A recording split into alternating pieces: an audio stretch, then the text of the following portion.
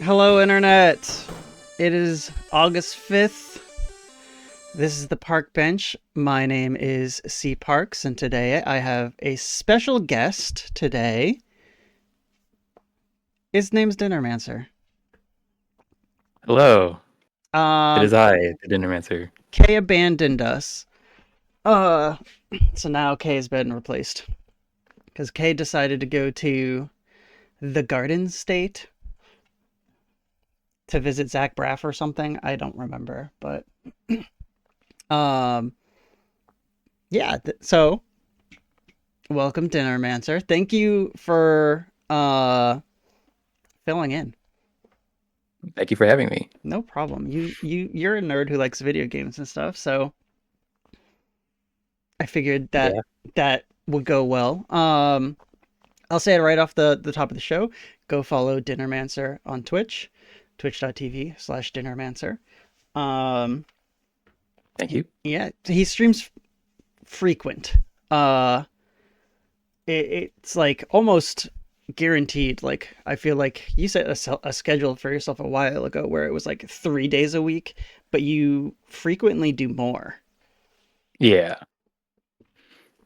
and you play a lot of retro stuff, a lot of RPGs, Souls games, Souls and Scrolls. Souls and Scrolls. That's right.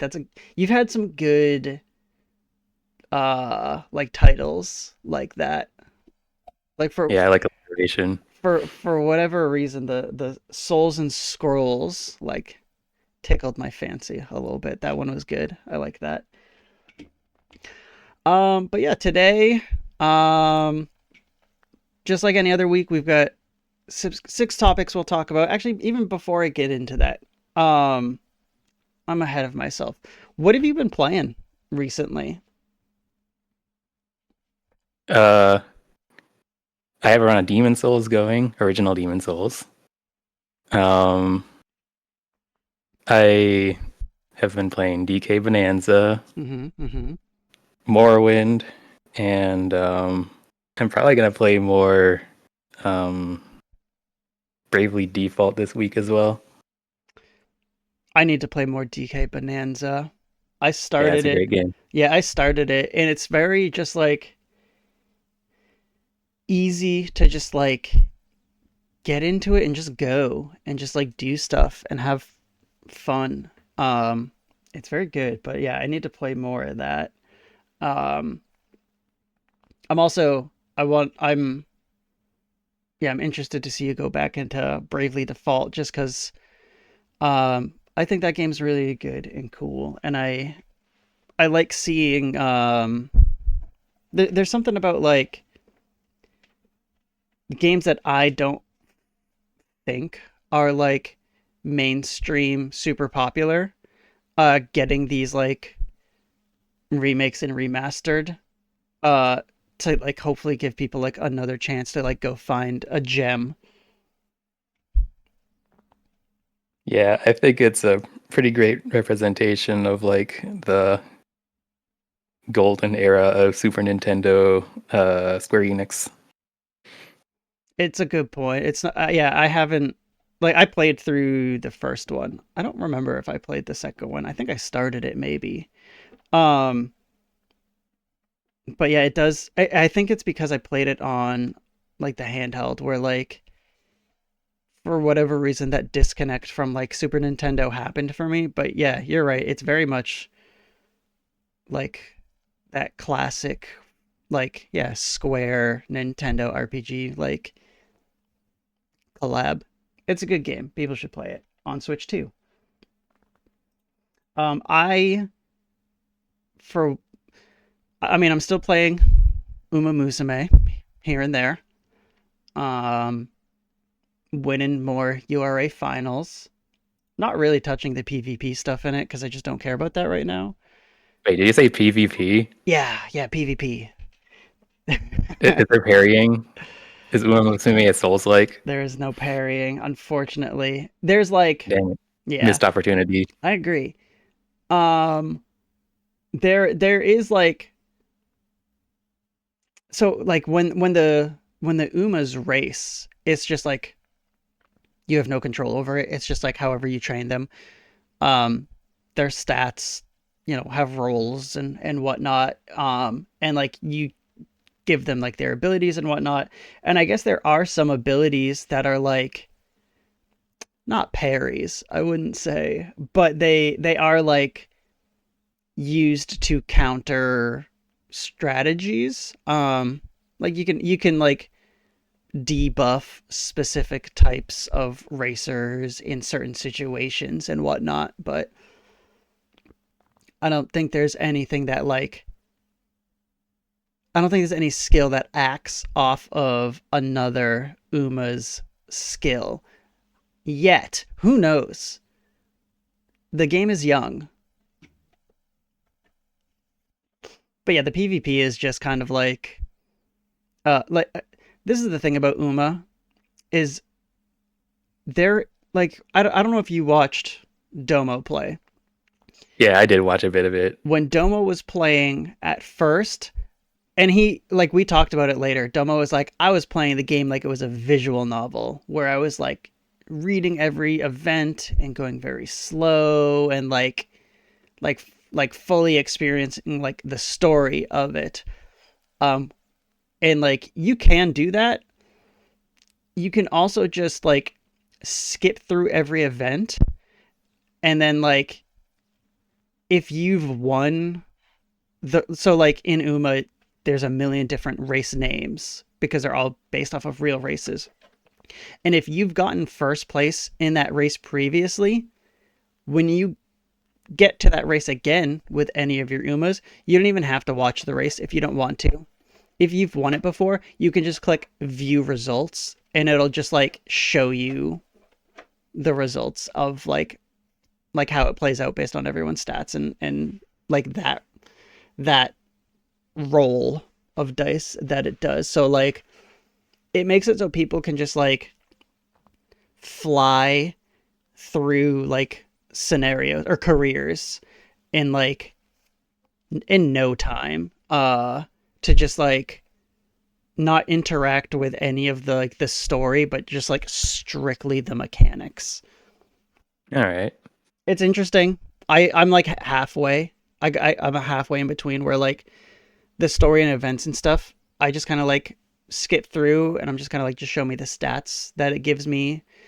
um and then when I get to the races, sometimes I'm like I'm gonna breeze through this. I'll just hit view results, or because I'm at work, I'm like just hit view results.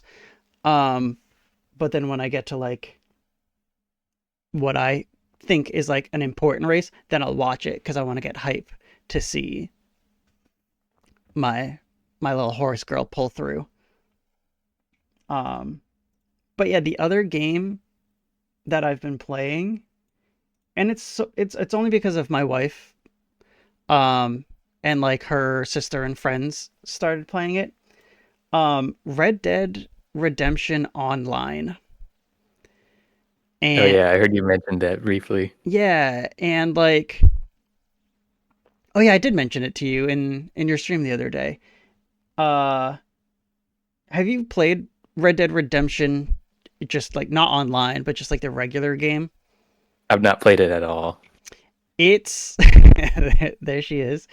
It it feels very much like GTA, just like the controls, but it's much like slower paced. It's much more like chill, which I like more than GTA.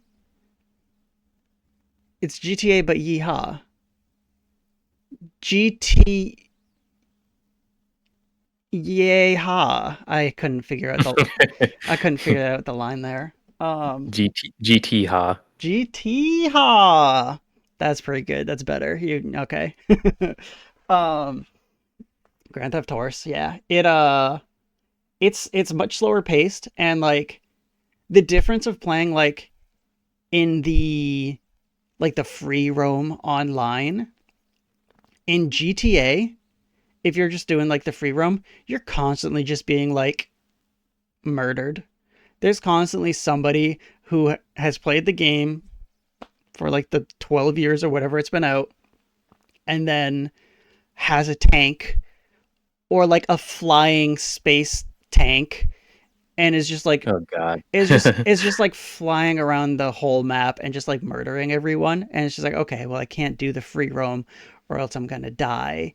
um but in Red Dead Redemption, um the map is huge and everyone moves much slower because you're just in a horse on a horse. You're not in any horses that I have noticed yet. Um, on a horse, so everyone's much slower. So it's like when you come across somebody is like much more rare. And it's like there's like a tension to it, which is kind of cool. Where you're just like you're both just kind of like trotting by doing your thing, but you're both just like staring at each other, just being like, if you do anything, I'm ready. And then most of the time, nobody does anything. I did segue from horse girls into horse theft. Damn it. Um, The horses are probably smaller and slower in Red Dead Redemption because they don't have the trainer. they don't have the trainer. They don't have me training them like they Yeah, do in the Uma Musume. They also don't dress as nicely in Red Dead Redemption Online. it's really Um, a shame. yeah. um, but yeah, it's. I think I like Red Dead Redemption Online better than GTA, or I like the free roam part of it. Um, but both games also have just like matchmaking mini games you can get into online, and I haven't done much of that in Red Dead yet. But it's interesting. I did say in your stream, I was like, every time I died, I got mad. Um, and I don't know if that's just like a byproduct from GTA because it's like so hindering to just like constantly be murdered over and over again. Um, I think it's just like I think a big part of it is like the load screen. It just takes a long time to load after a death. Oh, you can't. Hopefully not like Sonic 06 load screens. It's no, not like that. But it's enough where like on modern hardware, because like we've been playing it on the Xbox Series X, so it's like the strongest version of console that Microsoft has. Um, and it still, in my mind, takes like too long to like put you back into the game. And then also so frequently it puts you back in and you're just like staring face to face with the alligator that just ate you and you're like, God damn it, and he got me again.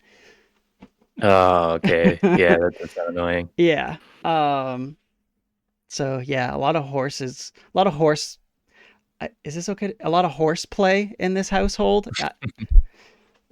Uh so yeah. And Peak, still playing Peak.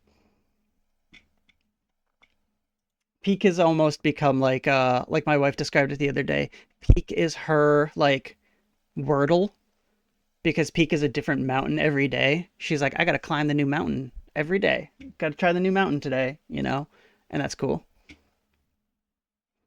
That's cool. Um we can let's start talking about our topics, I guess, now that we've Yeah. done that. Um did you serenade the capybara? I did. I did serenade the capybara in in Peak. I brought the bugle up to the capybara in the hot springs. I played them a tune and then I ate the fruit off their heads. Yeah. So today's topics. What are we talking about today? The Nintendo Direct. That feels like forever ago. Am I wrong for that? It kind of does. It Yeah, it feels like that happened so long ago. And then you played the demo for The Adventures of Elliot. Um, Yes. so you'll talk about that, which I'm excited about because I didn't get to watch that stream. Um, we'll talk about the THQ Nordic Showcase, Sky Oblivion, and what that project is coming out. The Switch price increases, and then we're gonna not debate, but we're gonna like just discuss like retro games and how to like or how they should like maybe be categorized differently because there's such a wide array of like what's considered retro now. Yeah.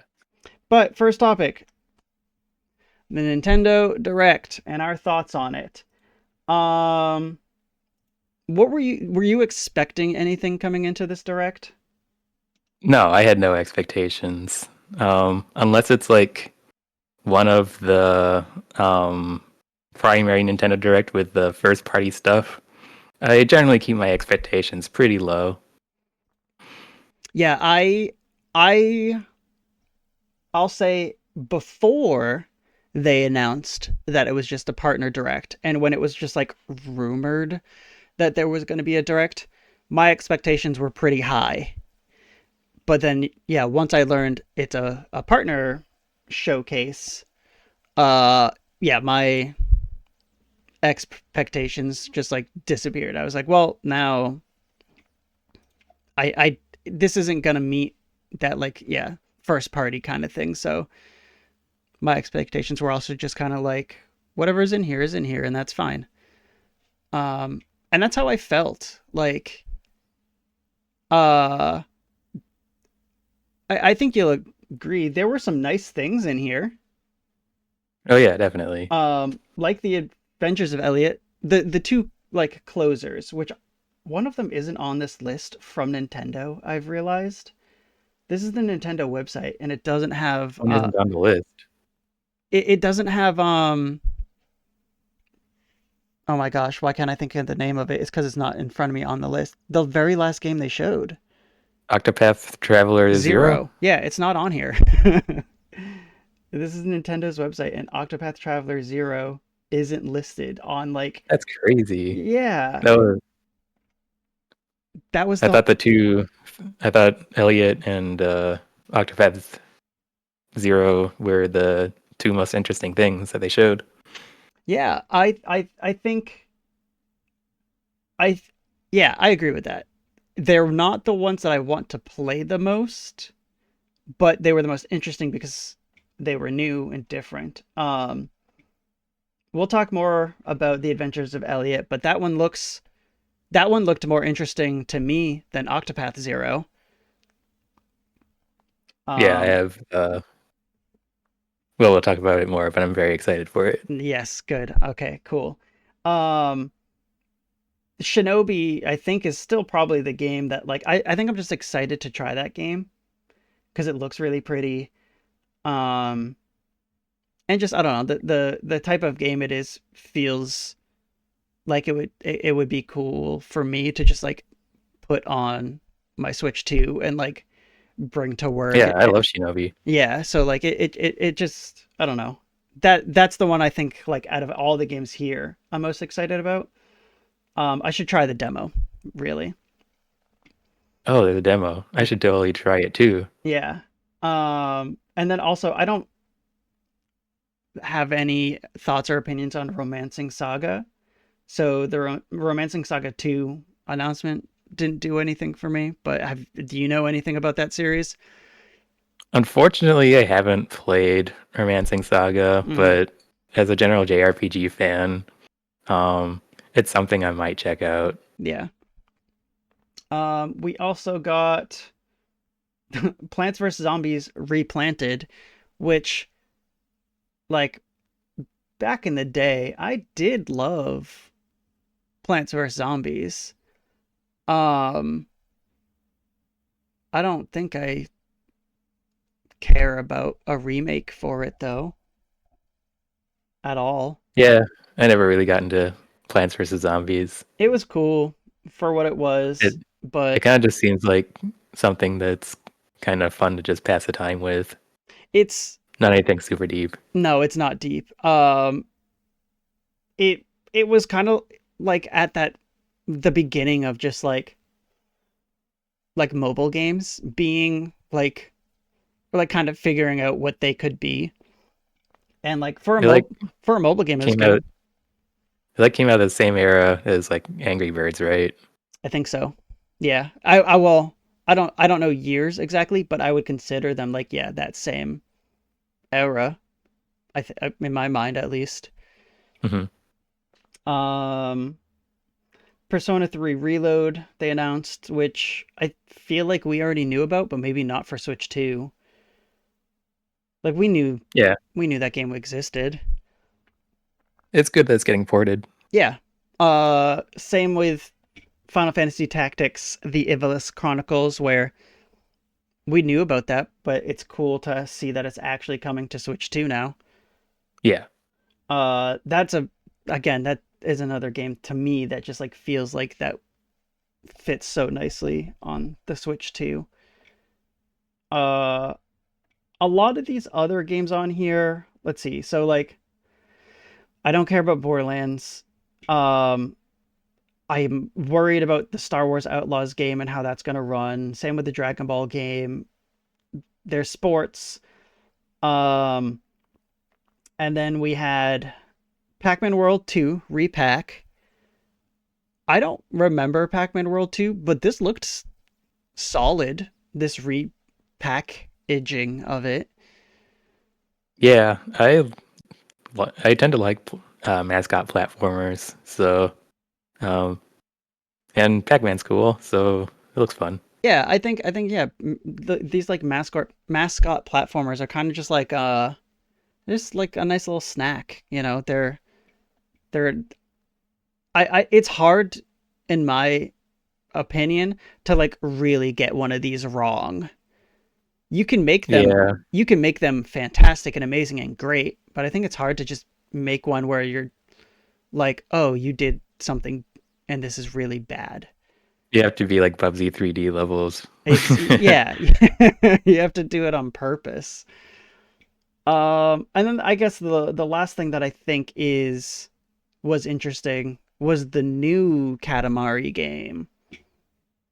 I love Katamari. Me too. Once Upon a Katamari, I I I got into Katamari really late. Like I don't think I played Katamari until like uh I think it was like PS3, Xbox 360 era, or maybe PS4. I can't even. I think it was PS4 era. Um, and so like I missed out on it forever.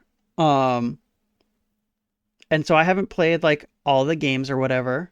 But uh, it's yeah, they're just like another game where it's just like it just wants to be a video game, and I love when video games just want to be a video game and they don't care about like too much. Yeah, I agree. I started with the very first one on PS2, and yeah, it's just so incredibly fun and has a really catchy and memorable soundtrack. I'm on the page and I clicked like it opens up an overview.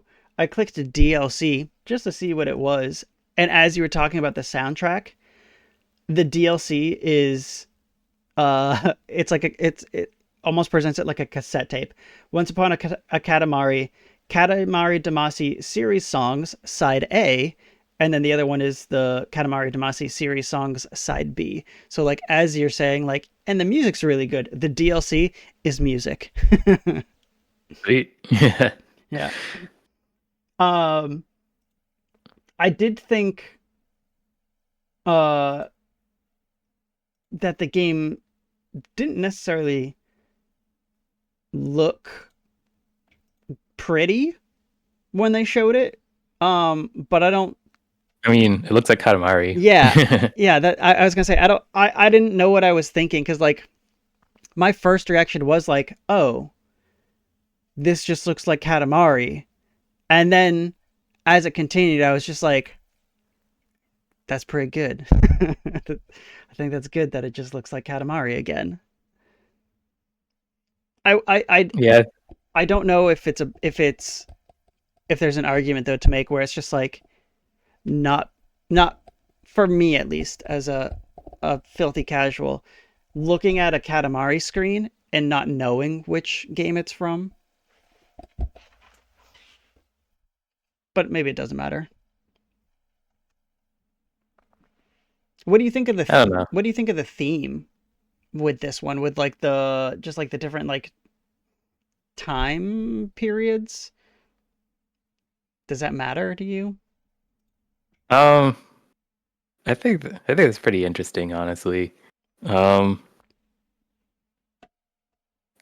I've only played the first two on the PS2, so I they didn't really mess with um different time periods. So as far as I am concerned, that's a that's something like a unique gimmick for this particular game, but I could be wrong in that they've done it before.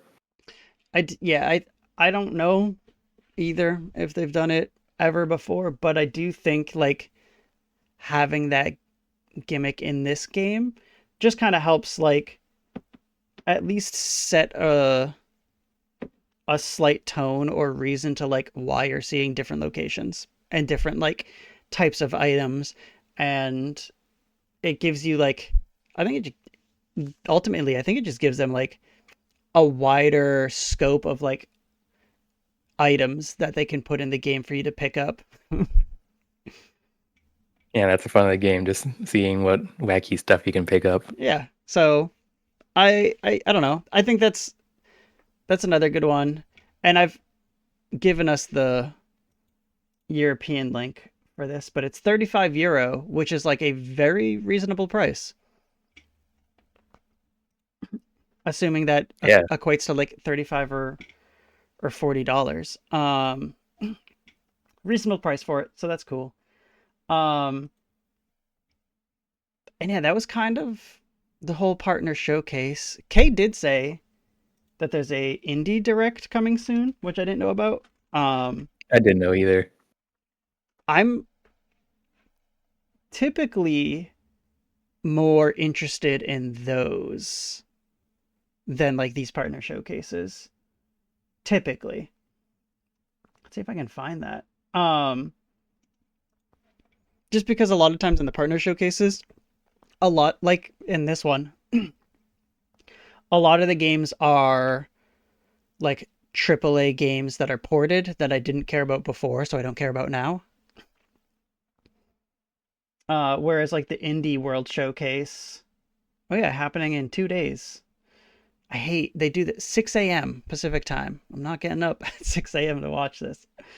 Um, 15 minutes in 2 days of indie games. And yeah, even like a lot of times the indie ones are the same where it's like just ported indie titles. Um, Another port of Shovel Knight. give me it. Yeah, give me more. Give me another port of that, I guess, or another port of like Fez or something. I don't know, but yeah, I don't know. A lot like I don't know if this is what's in this, but I'm just like scrolling through new indie releases under their announcement, and like one of the things it shows is Peglin, and like that game's been out for a while, and I have the demo of it on Steam, and I could just buy it on Steam, but for some reason, the idea of it being on Switch 2 is more appealing to me. Domo, if they put Shovel Knight and Rivals 2, I'm literally picking that game up again. They Like did right now, Rivals 2 doesn't do it for me, but Shovel Knight, I'm there again. they did say at the start where they were like I think they said something along the lines of like they had a bunch of characters that they were already working on in the pipeline, uh, and that none of them were like guest characters, but that doesn't mean that they haven't started since. Yeah, Uh, I I like that they have gone with their like original characters for as long as they have, but I do think it comes to a point where like a guest character is like such an extra amount of like excitement, and Shovel Knight's very very cool. definitely. So yeah, I don't think these games that I'm looking at are part of this showcase, but yeah, there's just a lot of good indie games, and them coming any more coming to Switch 2 is exciting because the Switch 1 was a very big indie machine. But yeah, the other game and the direct that we'll transition to now, you played the demo Yes. for the Adventures of Elliot. Um, so I'm gonna get some stuff up for this quickly. Tell us about the Adventures of Elliot. Okay, so I played through the demo of Adventures of Elliot, and it took me about 2 hours to beat it, more or less. It might, if you played it, it might take longer because there were a few treasure chests that I didn't pick up before finishing the demo. So maybe you could get as much as like 3 hours worth of content, which is a pretty good sized demo, honestly. That is a big demo. Yeah. Anytime you get more, like, if I hit 2 hours of time with the demo, I feel like I've like gotten more than I bargained for sure. Yeah. So, the game is closer to 2D Zelda than I initially expected, based on the trailer, which, uh, in my opinion, I think is actually a good thing. I'll elaborate more on that later. So about, um, I'm going to talk about the good aspects and then some aspects that might annoy some people. And then I'll talk about my overall thoughts of the game. So, the pros. Um, I love the 2D HD art style that Square Enix has established. It works really well for these sorts of games, like with Octopath Traveler and Dragon Quest remakes that they've been doing. It just it just looks like the um, like pixel art perfected in my eyes. Yeah. I think, the first time that they showed off like their HD 2D stuff, everyone was like, "Holy crap, this is so cool. This looks awesome. It's amazing." Um and then that like slowly faded away where people were like less excited about it, and I almost saw people like being annoyed like, "Oh, they're doing HD 2D again." I never felt that way cuz I felt like it's like we're not oversaturated with this art style in the slightest. Yeah, Um definitely not. but with this game specifically, even more so than like Octopath Traveler 0, for some reason this game, um I there was something about it where I was just like, "Oh yeah, this almost like brought me back into HD 2D where I was like, "Yes, this this is a cool style, especially with in this game those like the two Character art looks so good too. yeah, exactly. Like those 2D drawings of like the character art. I think yeah, it looks so good. So Um, yeah, I think the art style in this is great. I am also, I mean, you'll talk about it more because you played it and you'll explain it. But when you compared it to like 2D Zelda, right? Yeah, Um, I looking at this, my first initial thought for some reason was like maybe this is kind of like a Secret of Mana or something like that. Um, I could see where you get that. but either way, the just like the real time action of it rather than like a turn based game that they've been doing with like Triangle Strategy or Octopath is exciting and it looks cool and I'm happy that to see more of this. Um, but yeah, continue with your time with the demo. Okay, so the other stuff I liked about it, the controls are simple, easy to pick up, so that's always something good to look for in a game. There are multiple kinds of main and sub weapons. Um, I think someone in the demo told me there was like a chain sickle, which I didn't manage to find. I did not manage to find, but it sounds cool. I think I And saw I think I saw that weapon in that trailer actually. I didn't pick it up as chainsicle, but you saying that word just triggered like that trailer again. I was like, oh, I think it's in there. yeah, so having different kinds of main weapons to swap to, I think, is really offers good variety. Um, the Magicite system, um, basically you pick up Magicite and you equip them to the character, and they offer different passives to your different weapons. So, like, there's a Magicite that gives you a wider sword swing. Another one that gives you like a rebound effect on your arrows. So, like when you shoot an enemy, if there's another enemy that's close by, it takes like a portion of the arrow damage from your first shot. Okay, And kind of yeah, like an electric effect, like where it like yeah. yeah, okay. So the Magicite gives you a bunch of like passive perks to um, specialize or diversify the way you want to play. Um, I'm watching your VOD of it and like I need to comment on some of their naming uh things that they've done because obviously I think the big one that everyone saw was what was it like Phil Philadelphia or something like that, Philadelphia, something like that, which is just like very silly. But also the the king is King Hitchard is very funny to me. It's not King Richard, it is King Hitchard. how did I not notice that? Yeah, I when he was talking, I saw King Hitchard with yeah. It's just funny because it's just kind of like they just took like the top off of the R and made it an H.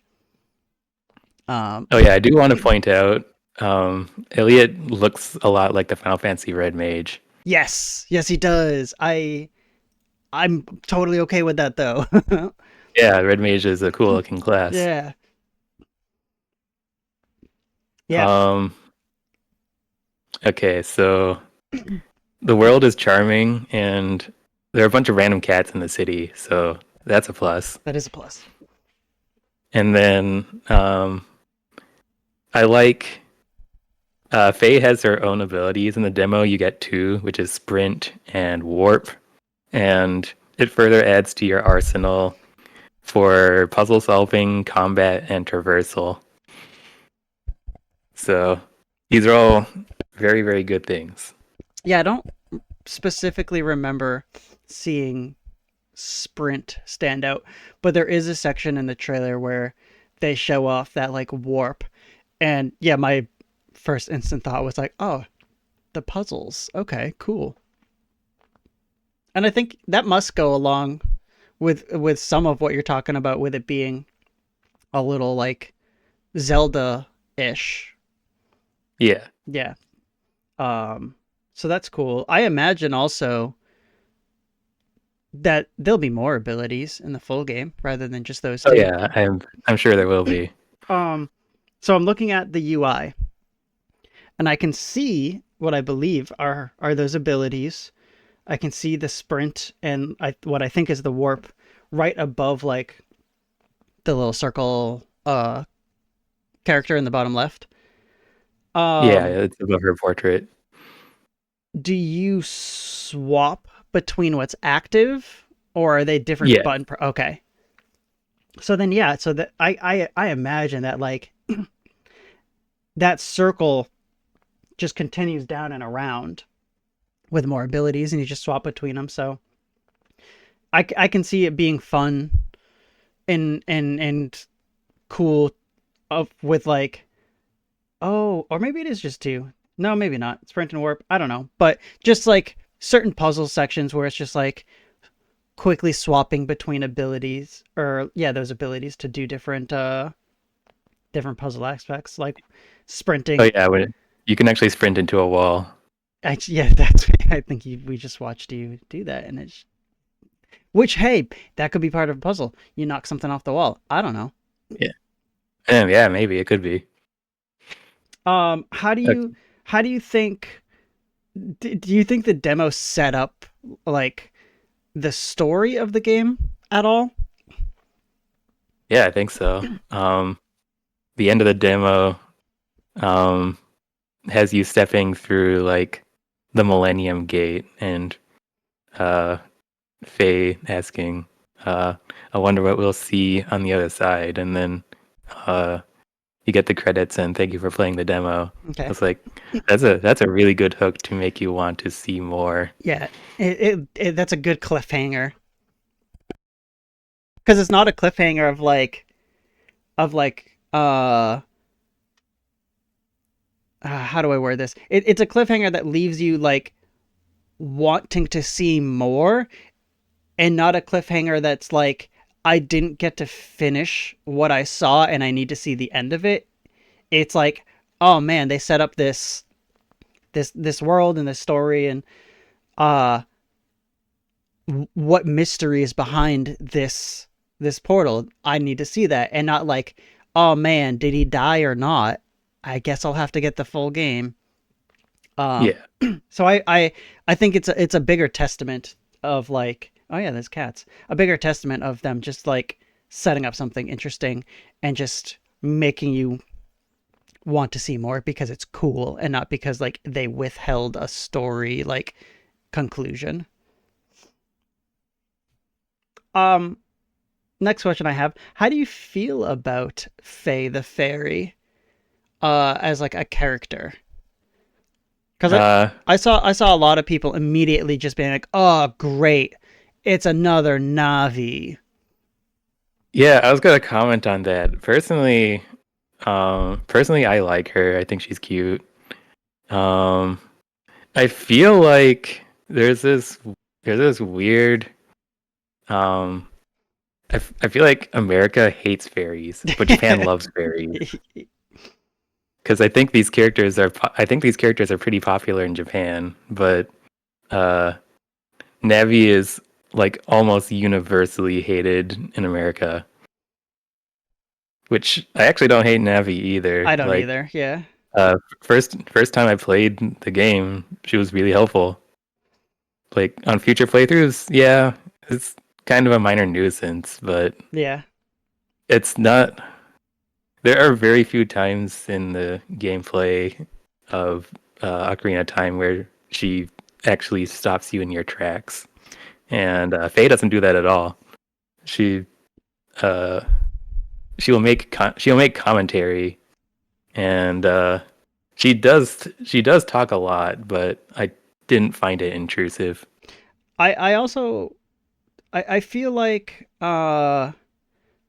like the talking a lot aspect. I feel like that's just kind of like openings of RPG games in general. I just feel like a lot of RPG games open up with characters talking a lot. And then just like as the game progresses, like the stuff they say and like what they talk about becomes more focused, and it's like less, because it's not trying to like teach you the game anymore, or it's not trying to like warm you up to a character. It's just like uh it's so like what they say and how much they say just becomes like less of like a not it, yeah, it's just almost less of a focus. Like you just don't notice it as much anymore. It's just kind of becomes natural and normal because they're not it, like yeah, it just becomes more natural. They're not trying to explain the game and whatnot. And also about fairies, I think what has to be probably the most popular fairy in America has to be like Tinkerbell, right? Yeah. Um, but it's a completely different audience of like who likes Tinkerbell as opposed to like I guess just like fairies in like stories in like traditional like games or like I don't know. So basically, the audience that likes Tinkerbell isn't really playing the video games that have fairies. Yeah, it's a diff because like I I'm trying to be careful with how I say this because I I think that I don't want to offend Disney adults is my um but yeah, I think Disney adults are mainly the audience for like Tinkerbell, and I don't think generally they're interacting with much other types of media. Yeah, I Uh think that's true. yeah. And Tinkerbell's fine. She's I think nice little feisty fairy. Uh but yeah, I wonder if there is a thing to that where it's just like or why it is that way where like it seems like, you know, the like gaming fans in America are like annoyed by fairies whereas Japan loves the fairies. Cuz actually, man, maybe this is a whole I think other it's because Japan loves cute things. yeah. Yeah, probably. This is now becoming a whole other topic in my head of just like talking about fairies because like me personally in games when there are fairies, they're usually annoying to deal with. If there's like a fairy enemy, they're usually annoying just to like play against. Yeah, fairy enemies are annoying, but Yeah. fairy companions are fun. Yeah. So I don't know. There might be a thing to how fairies are viewed in the East versus the West. Um so more about this demo. A little bit more. How how much do you feel like you saw of the world? Uh, Honestly, I feel like it was just a small glimpse, like enough that it was enough that I was starting to get a feel for the world and the gameplay, but um, it also left me wanting to see more. You saw Philadelphia, right? Uh, yeah, whatever that place is called. Is that, do you know, is that like the kingdom? I don't remember from the trailer. Is that just like this area? Do you do you see like Groston or like New Blork? I don't know. This is the only town that's in the demo. Okay. Okay, so this is the only town in the demo. Again, probably plenty more that they set up behind that gate. How I guess talk more. You saw dungeons or a dungeon, I assume, right? There are actually a few like smaller dungeons and then one main dungeon. Wow. That does sound yeah, because you said what? It took you like 3 hours? 2 3 hours, It took me 2 2 hours. hours. That just saying that, just like the like two smaller and one larger, that sounds like a lot more than I would expect from a demo. Yeah, demo uh had a good amount of content. Do we know when it comes out? I don't know, just sometime next year. Sometime next year. Oh, I know. it always hurts when it's next year, even though it's like it's August, so like, which is crazy. But it Hopefully it's like within the first like quarter of the year. yeah. Hold on, let me just see if does this say at all on this website. Um, nope, just says 2026. Dang. Okay, and it's coming to Switch 2, PS5, Xbox Series X, and PC via Steam and Microsoft Store. Um, so it's gonna be on everything, which is also cool for people. Yeah. I'm getting it on Switch too though. It looked, yeah, it this again, there's something about like certain types of games just being on a handheld device that also looks very nice that just feels right to me. And Yeah. this feels, yeah, like a Switch 2 game. Also, I don't know if other people are like this, but sometimes when games are on multiple like platforms, um sometimes I almost feel like I want to buy it on a certain platform to support like that type of game on that platform. Um like for example, like the Switch was a great indie like machine, but I also just like felt good about like continuing to support indie games on the Switch. Like I don't want that audience to like disappear. Um Mostly just because of the Switch. Like it's just I want people to keep making their games, their indie games for the Switch and the Switch 2. Yeah, fair enough. Yeah. Any other words? Any other thoughts about the Adventures of Elliot? I guess my closing thoughts is that I really hope this game does well because in my eyes, uh Nintendo's kind of been slacking with Zelda. They've been uh like completely obsessed with just like churning out more content related to Breath of the Wild. As we saw, there was another Hyrule Warriors that's in the Breath of the Wild universe, Yeah. and um, like it's okay for there to be like sequels because like Majora's Mask is great, but Zelda's always been um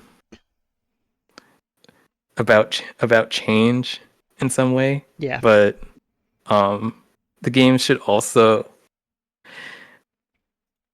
like the worlds themselves should be different, but um yeah, Nintendo's in this weird spot where um they have been they've just been stuck on um this one thing that uh really worked for them, but they also abandoned what made Zelda special in the first place, which was uh the characters um and done the items and dungeon exploration, which I think this game has all of those aspects. Yeah, I think like you're spot on where like Zelda mainline has been like stuck and like just like really trying to churn out as much as it can with their Breath of the Wild formula, which granted, I love Breath of the Wild. And like you said, like it's it's about like a lot of Zelda is about the change that takes place from like game to game. And Breath of the Wild was a huge change, and a lot of it felt very modern. Um, but they left a lot of stuff behind.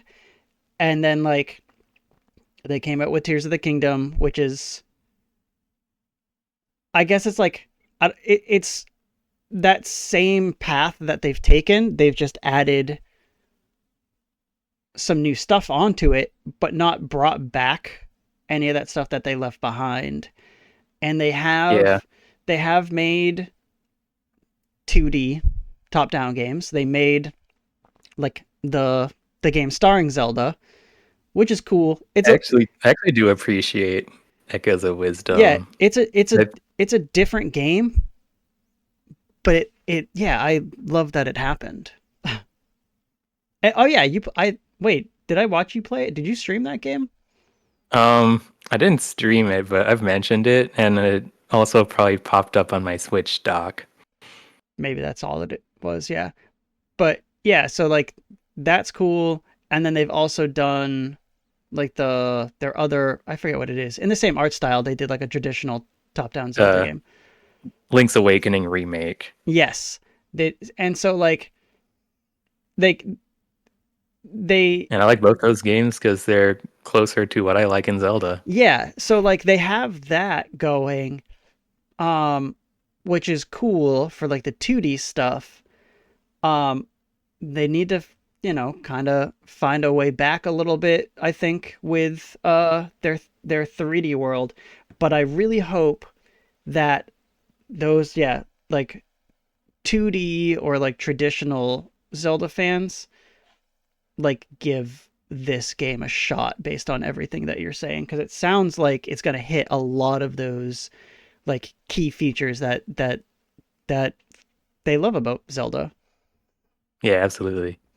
Um Moving on to another game showcase. Uh which like this is a weird company, THQ Nordic. Um they've had a weird history of like coming back to life and being like this like weird new company that like only felt like they were THQ by name and not actually THQ. They were a little weird for a while, but like this is the first time I'll say where like I've seen a showcase from them and felt like impressed. Um Yeah, and I thought it was good. oh wait. Before we move on, I want to just show or talk about real quick Kay, who's not here, Kay's thoughts on the direct. And then we'll talk about Kay's thoughts on this. I have a list of it. So Kay's notes for Katamari Direct. He says, or they say, Katamari, all caps with like 10 exclamation points. Pac-Man as he should be. The world games are pretty good. Torn between getting Tactics on PC or Switch. Hyrule Warriors trailer dropping the word canonical shouldn't be allowed. Partner Direct is mostly just filling out the Switch 2 library with games already out. That's fine, but also not very exciting.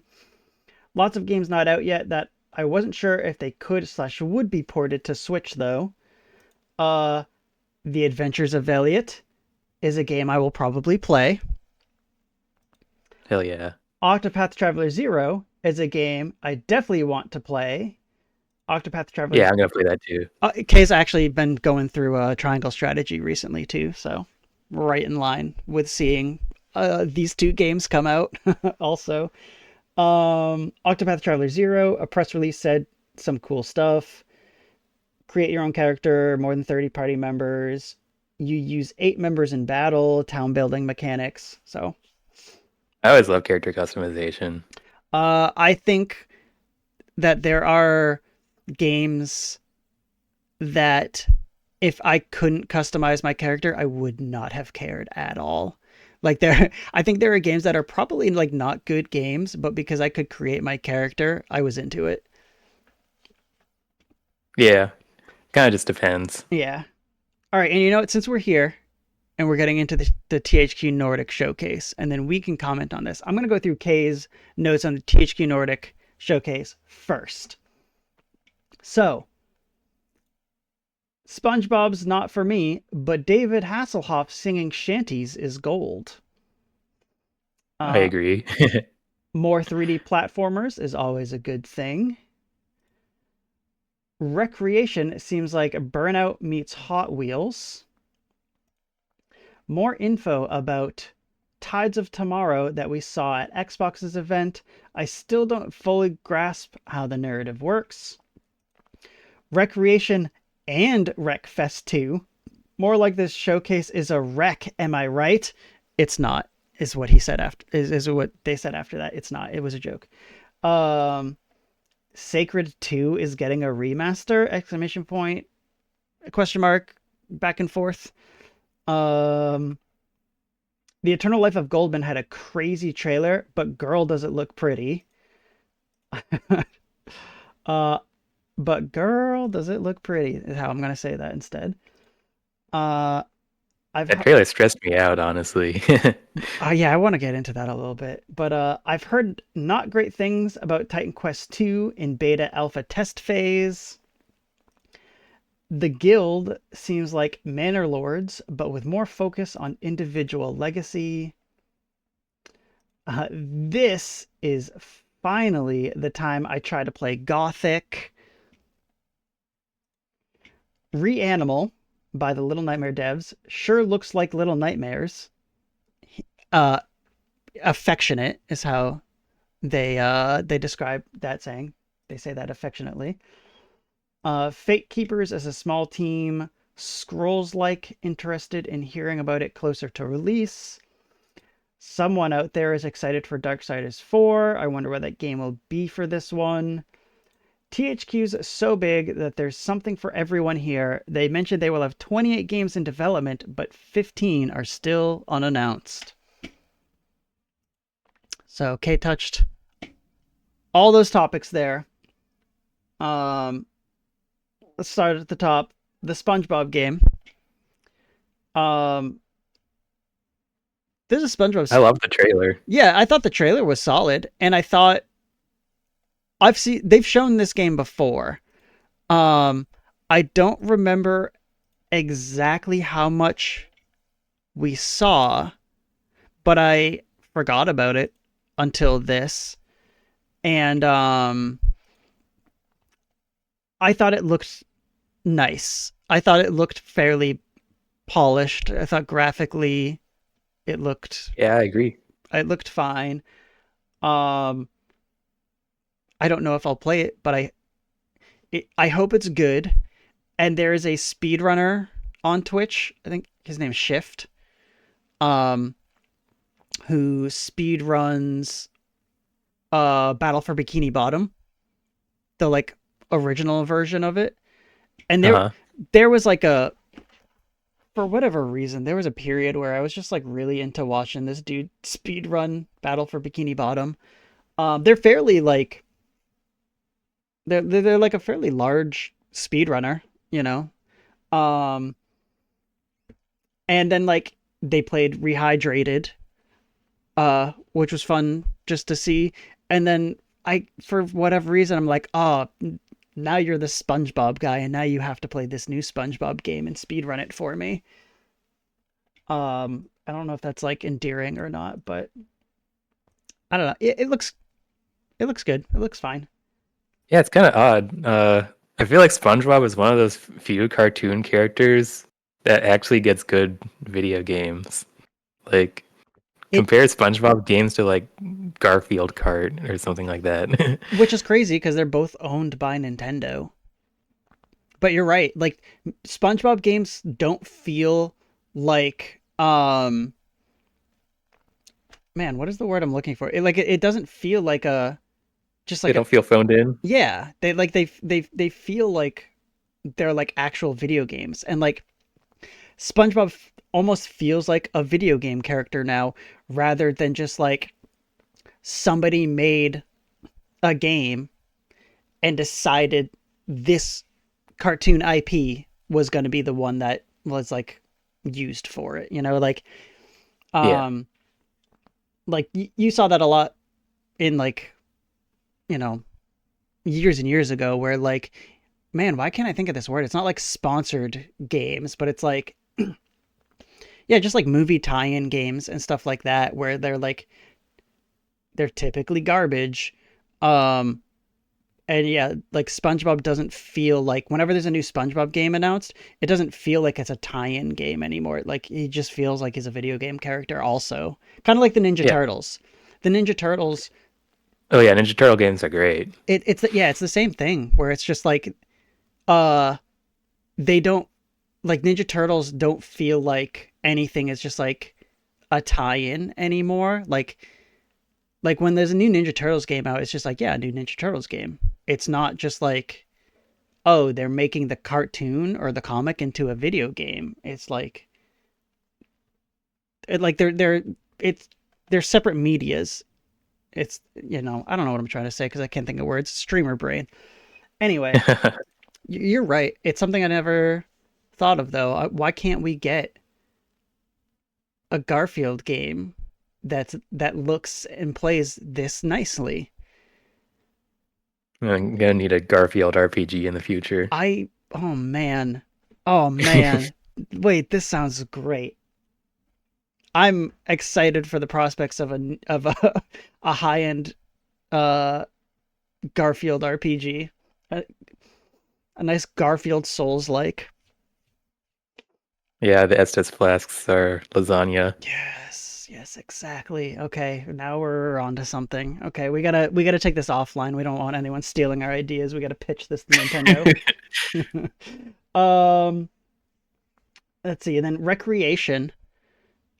If I'm if I looked at this correctly, it's just Wreckfest, but you can create your own like maps and stuff like that, right? I don't know. Do you know Are they Wreckfest? different games? Like Recreation and Wreckfest really blended together to I me. I think like yeah, Kay even mentioned it in his notes a little bit. Like Wreckfest 2 and Recreation, it felt like when I first saw Recreation because they showed it before Wreckfest 2.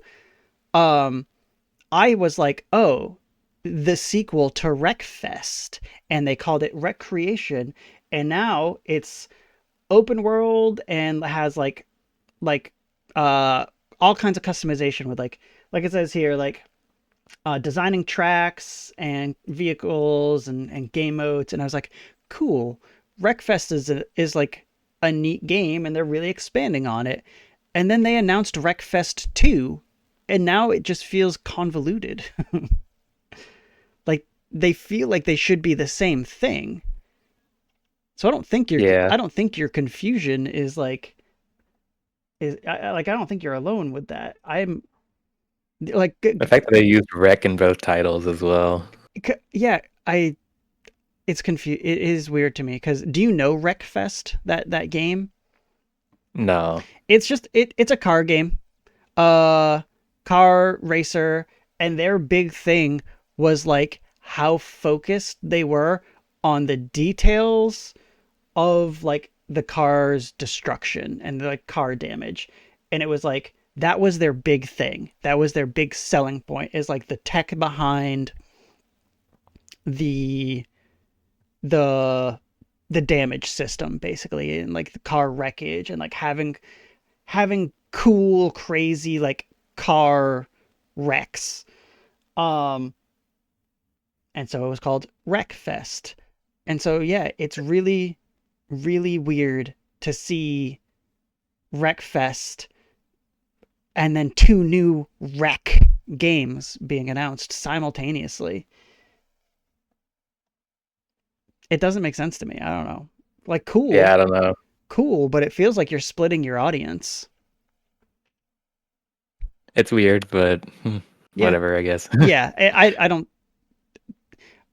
It's another game that I like just appreciate from a distance, where I'm like, oh, that's cool that you can do that in that game, but like I'm not gonna pay money for it unless it's like if it's a game that's like on Game Pass or something. I already subscribed to Game Pass, so maybe I try it, but it's not a game that like grabs me enough. Either of them, Yeah, me neither. But recreation or maybe Wreckfest. it'll make someone happy. Yeah, exactly. Um, Tides of Tomorrow. Did you understand this game trailer at all? Let's see. Which game was that again? Tides of Tomorrow, like the way they described it was like asynchronous multiplayer storytelling. Oh, was that like the game with like the pollution? Or Um, I think so. I'm gonna bring it up on stream to show everyone. I Yeah, did yeah, not understand this yeah. game honestly. Yes, it was the game with pollution. I think. Uh, it also it said makers of Road 96. I don't think a lot of people have played that game, but it's cool. It's a very quick game, and like they talk about it in this trailer, where um, like the way that Road 96 tells its story is kind of like it's almost it's very open world, open decision making, almost like a rogue like storytelling game. Okay. Um it's cool. It's very quick. You can get through the story in one sitting and then um do it again and like get different events cuz in Road 96 your whole thing is just like you're in a country where or a state or whatever where like the politics are bad and you're like a young teenager and you're trying to leave is basically like the story of it. So like every playthrough your main goal is to leave. I think it's through Road 96 is like how you leave. I Um see. and you're like hitchhiking is basically what it is. And so like you come across different like decisions you have to make, whether it's just like continue walking down the road or wait here and try to catch a ride or go rest in like the town over there, something like that. And like every decision you make will give you a different event. If you choose to hitchhike, you might get picked up by one one guy this time. The next time you do it in the same scenario, you might get picked up by like a different group of people. So it has that like random element of storytelling. Um, and yeah, it puts you in an event. You're trying to like get different items and have different conversations to like get out. It's cool. It's neat. It's very easy and quick, like I said. And they mention in this game where like they take that storytelling and try to make it so like other people playing are affecting each other's games. So for instance, like if I had to compare it to Road 96, um nothing affects the story or how events play out other than and like the people that you meet other than you and just plain randomness, right? Just a dice roll. Where it sounded like in this game, and I still don't know how this works. I'm confused. It sounds chaotic. It's like if I again I don't know if we're like sharing a world, but it made it sound like it was like if there's a character who uh like needs help doing something and I help him get the item he's looking for, when you come across him, he'll already have that item and like maybe he uses it to like attack you. Or if I decide not to help him, when you come across him, he's still like looking for somebody to help get it for him, you know? Um, but like, yeah, this whole stuff with like choose who you follow, unlock their choices. It's very confusing. I'm interested for sure. I feel like this is the kind of game I would watch someone play before even looking into it. I think, I think you might. yeah, I think you might feel, or I might feel the same way as you, where like I Because don't I don't know what's going on watching this. know, me neither. I have no idea what's going on. Again, I think it looks pretty, and I think the way they describe it sounds interesting, but I still don't understand how it works. And I think it would be cool, or I think it would be beneficial for me to like watch somebody play it for me to actually understand what's going on. Yeah. Because, like, I don't know what this game is still. But the whole reason why I brought up their previous game, Road 96, is because I liked it. And I thought they did a good job, and it was like cool with how the storytelling worked. So hopefully, just like that pedigree is like something that helps uh this game. But we'll see. Um. Oh no, I got rid of my article. What else did we have? We had. Oh, is next is that when they showed Wreckfest 2? Hold on, what's on this list? Recreation, Ties of Tomorrow. Yeah, and then Wreckfest 2, which, yeah, we already talked about. Like, Yeah. really weird. Don't This really have much to say about that. no, just a really weird decision to have to show both of these games, to be making both of these games, to show them both at the same time, and then to separate them by one game in the showcase is all weird. It's all weird, but whatever. And then yeah, the Sacred 2 remaster. Um, I played Sacred 2 forever ago, and I remember loving that game. Did you have you played this? This seems like a Dinnermancer type of game. I haven't played it, but it's a game I've wanted to play. It looks cool. Yeah, I liked it. I think you'll probably enjoy it. I think one of the things that I love, maybe because I played it, but one of the things I loved, like looking at this, was like it still looks old and jank. Like it still has that old janky RPG, like PC RPG feel. And I like, love that old jank PC RPG feel. yeah, I do.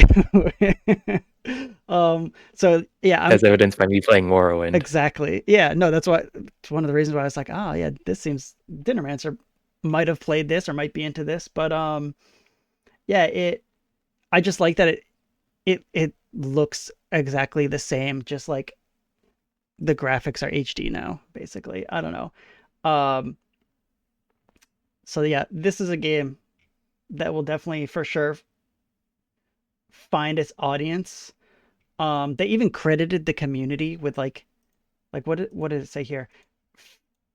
Fixed and polished with our loyal community, which just I don't Do know. they have an early access or something? That's all I can think of. Yeah, it's like there was like some sort of early access or beta period where like people got in and like reported bugs, I guess.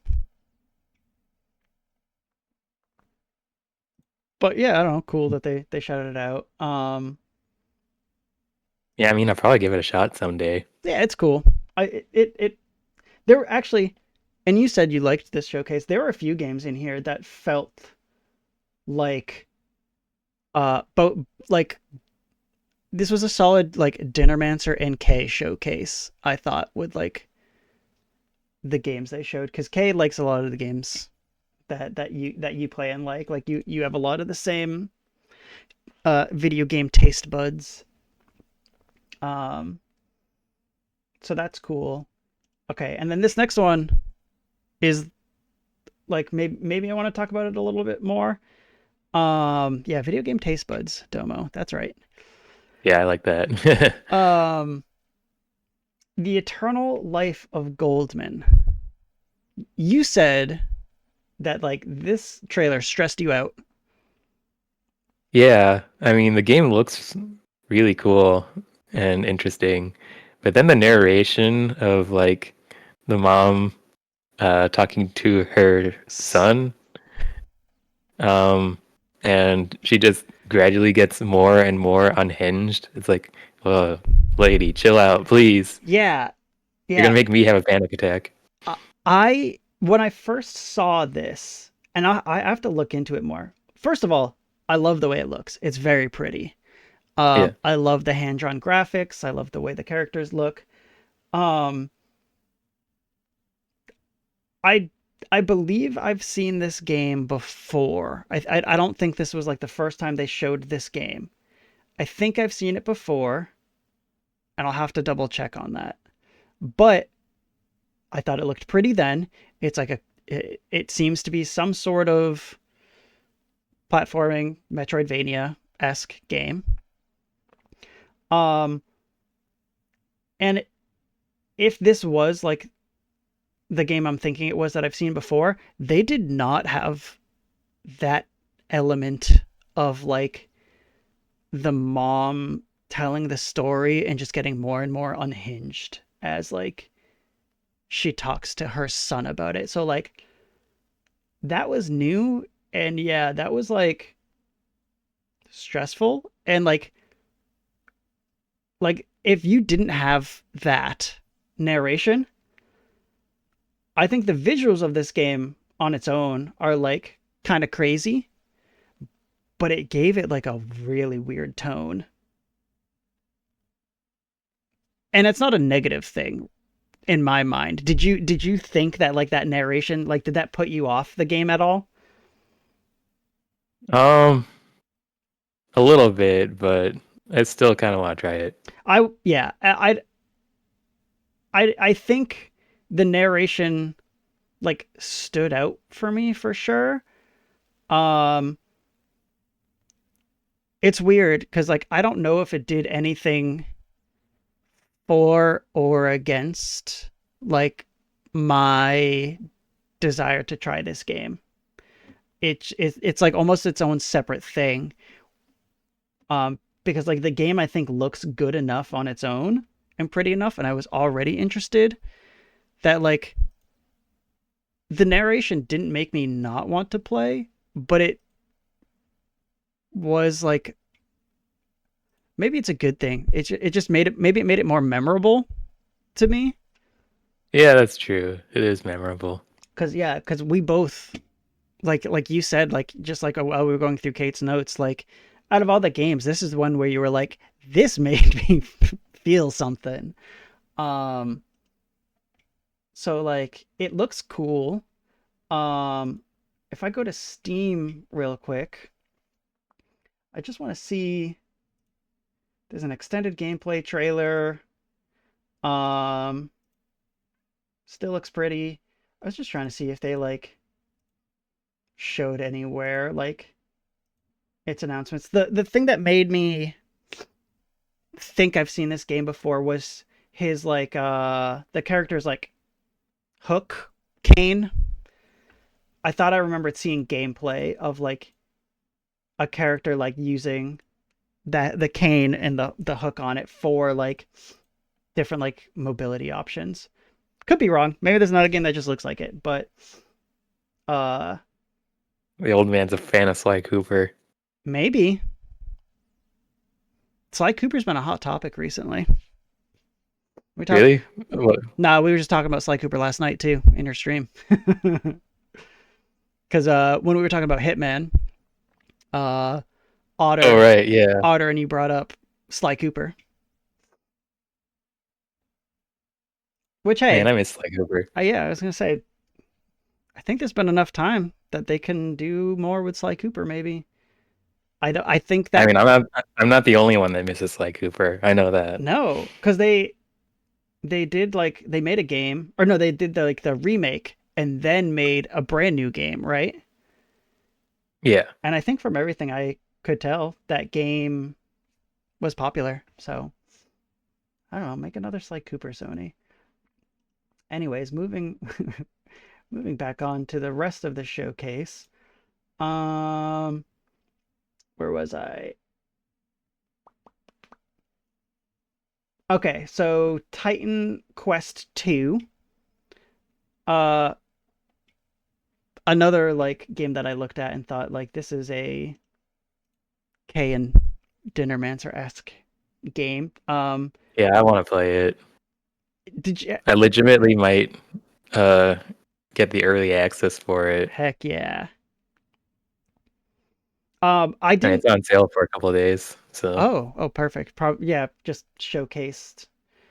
Oh, or maybe because it's still in early access. I don't know, but it I've heard of Titan Quest before. Like if if somebody was like to talk about Titan Quest, I have a picture in my head of what I thought Titan Quest was, and when I saw this trailer, I didn't think that it was this type of game. I didn't think it was like a, I guess I'll call it a Diablo like, just based on the UI at least. But for some reason in my mind, Titan Quest is more uh like real time strategy than this like isometric action game. Did you play? people are loving it. Did you play the first one? Uh, a very little bit, Very little bit. but um, it it was one of those things that I feel like this happens with Steam games, in that there are certain games that I play for like a couple hours, and I'm like, that was fun, and then don't go back to. Yeah, that's the joys I of. feel like that happens less often when I'm buying physical games, because I went to the trouble of actually like acquiring a physical copy of the game, and I can actually like hold it in my hand, and it reminds me that it exists. Yeah, actually, I'm always, not always, but like I'm frequently trying to like think of new topic ideas for the show. And I think that's another like interesting one of like a Steam backlog compared to like looking at your physical games and like comparing like the percentage of games you've actually played and played through between the two.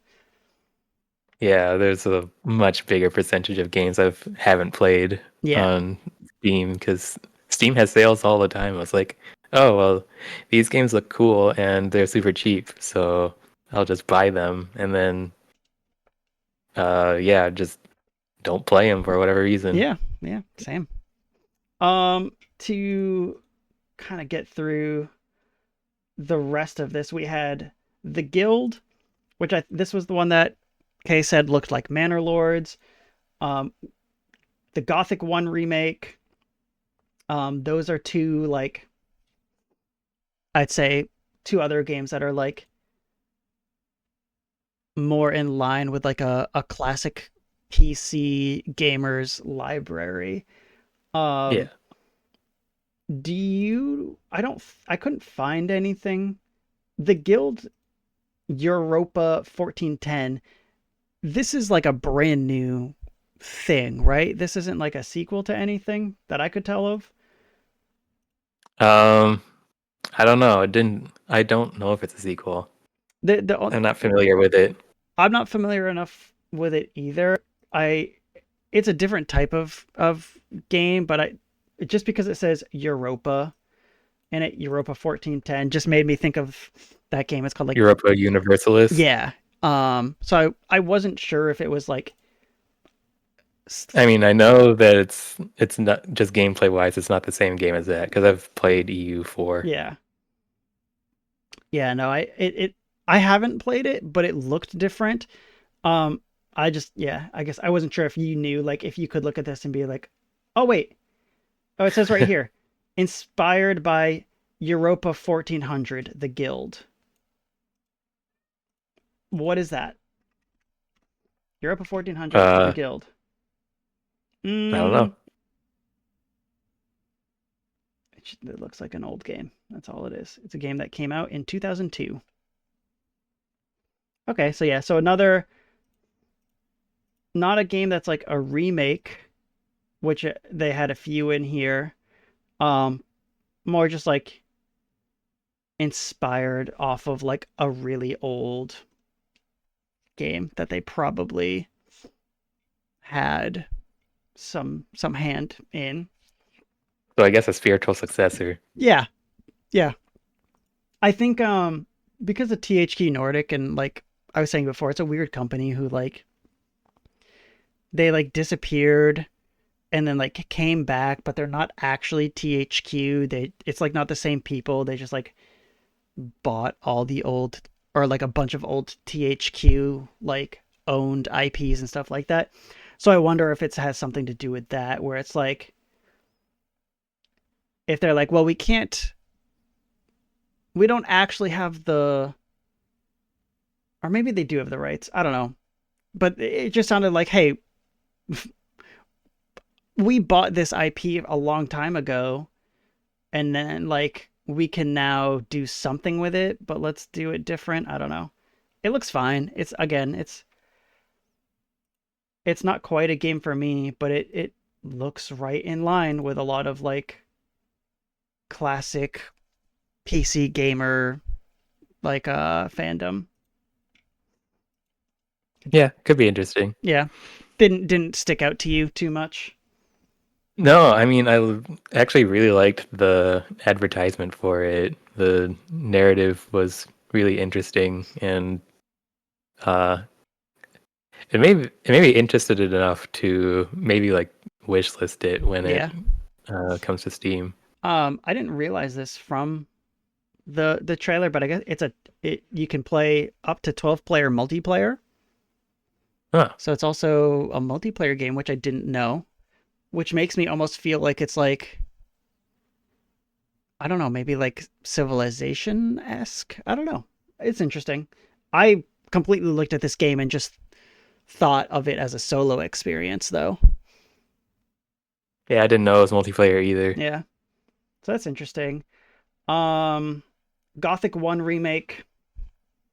I know of Gothic. Gothic is a game that like I can remember like back in the day being on uh like different like gaming magazine covers. I've never interacted with this series. Do you know Gothic? I have not played Gothic. Um, Cult I actually classic. kind of want to. I actually kind of play the old games before playing the remake Yeah. because that's just kind of the way I go. Hmm. I prefer playing the source material before doing a remake. I think that's And a I don't know. I appreciate that way of doing things. Like if you have the time uh and like means to like play the old one and then play the new one. I just like there I like game journalism and games media and just like the game industry itself. And I feel like that's a very like it's almost like a research kind of way where like you're like appreciating the history of the game. yeah. So I like that. Kay says Gothic is the golden child of the term Eurojank. Okay. It it kind of like I said about Sacred, it did have that sort of like uh classic uh or like the old ones have that like sort of like classic jank that like I saw in Sacred. This one is different than Sacred though, where like the Sacred 2 remake I thought kept that I guess we'll call it Eurojank. Uh this Gothic 1 remake looked like It they looks like uh far more modern. yeah. Yeah. And I think I think maybe that could potentially get a newer audience to try it because it doesn't look jank. Um, It may also push away older it audience. could push away like purists, yeah, like the like that old like the people who are interested in Gothic could look at this and be like, I'll just play the old game actually. Uh, but Kay said like maybe this is the time that they get into Gothic. That's a weird phrase to say. Um, So like yeah, potentially maybe it brings in people who have been interested in the series but haven't gotten to play. But uh, yeah, like stuff like this could get rid of like the old audience, or because there hasn't been any gothic games, maybe they still just hop in anyway. Yeah, they might. Mm-hmm. Certainly some of them will. Yeah. Um. All right. Last three games that were part of this showcase. We had Reanimal, which again, it's a game that this is not the first time we've seen Reanimal. Um, it's by the creators of Little Nightmares and Little Nightmares 2, which are games that I've played, and this very much just looks like those games again, but a different title, which is interesting. I'm not I'm I don't know why, because they're also making a Little Nightmares 3, and then I think also have like rights, like I think they're currently working on a Little Nightmares movie. Um so it's weird to me to have like all this Little Nightmares themed stuff and then make a new game that looks very, very, very much like everything else you've done, but name it something different. Uh, So here's my question about the game. mm-hmm. Is this a co-op horror game? Yes, It's an interesting idea, but I feel like the very concept of making a co-op horror game takes away from the tension because you're not isolated and alone. I agree with that completely. I think making a co-op horror game is so difficult because of exactly what you said. Like having another person there takes away from the tension, and then it adds a new layer of like um like frustration potentially, where it's just like, well, I got through this part, you have to do it, and they're like, I can't, I'm scared, and you're like, no, just do it. Yeah. So I think it's hard to do. uh Little Nightmares 2, I think Little Nightmares 2 is co-op. I could be thinking of just like what I've seen from Little Nightmares 3, but like uh yeah, like I'll say I think it's Little Nightmares 2 is co-op. They did it co-op, and like the way I looked at those games is they're not horror games. Like they're not scary. They're just set in a weird, creepy environment. Like Okay. the world isn't like the world is scary, but it's not trying to scare you, if that makes sense. Yeah, I think I get it. Um so yeah, I don't know, maybe Reanimal, they try to lean more into trying to scare you, but with two people, yeah, that's a tough task. What does it say here? Set on a nightmarish island filled with twisted creatures and eerie secrets, players must work together by boat and on foot to survive the darkness and uncover the truth. Blending unsettling atmosphere and emotional storytelling, Reanimal explores childhood trauma through a rich, stylized world teeming with dread.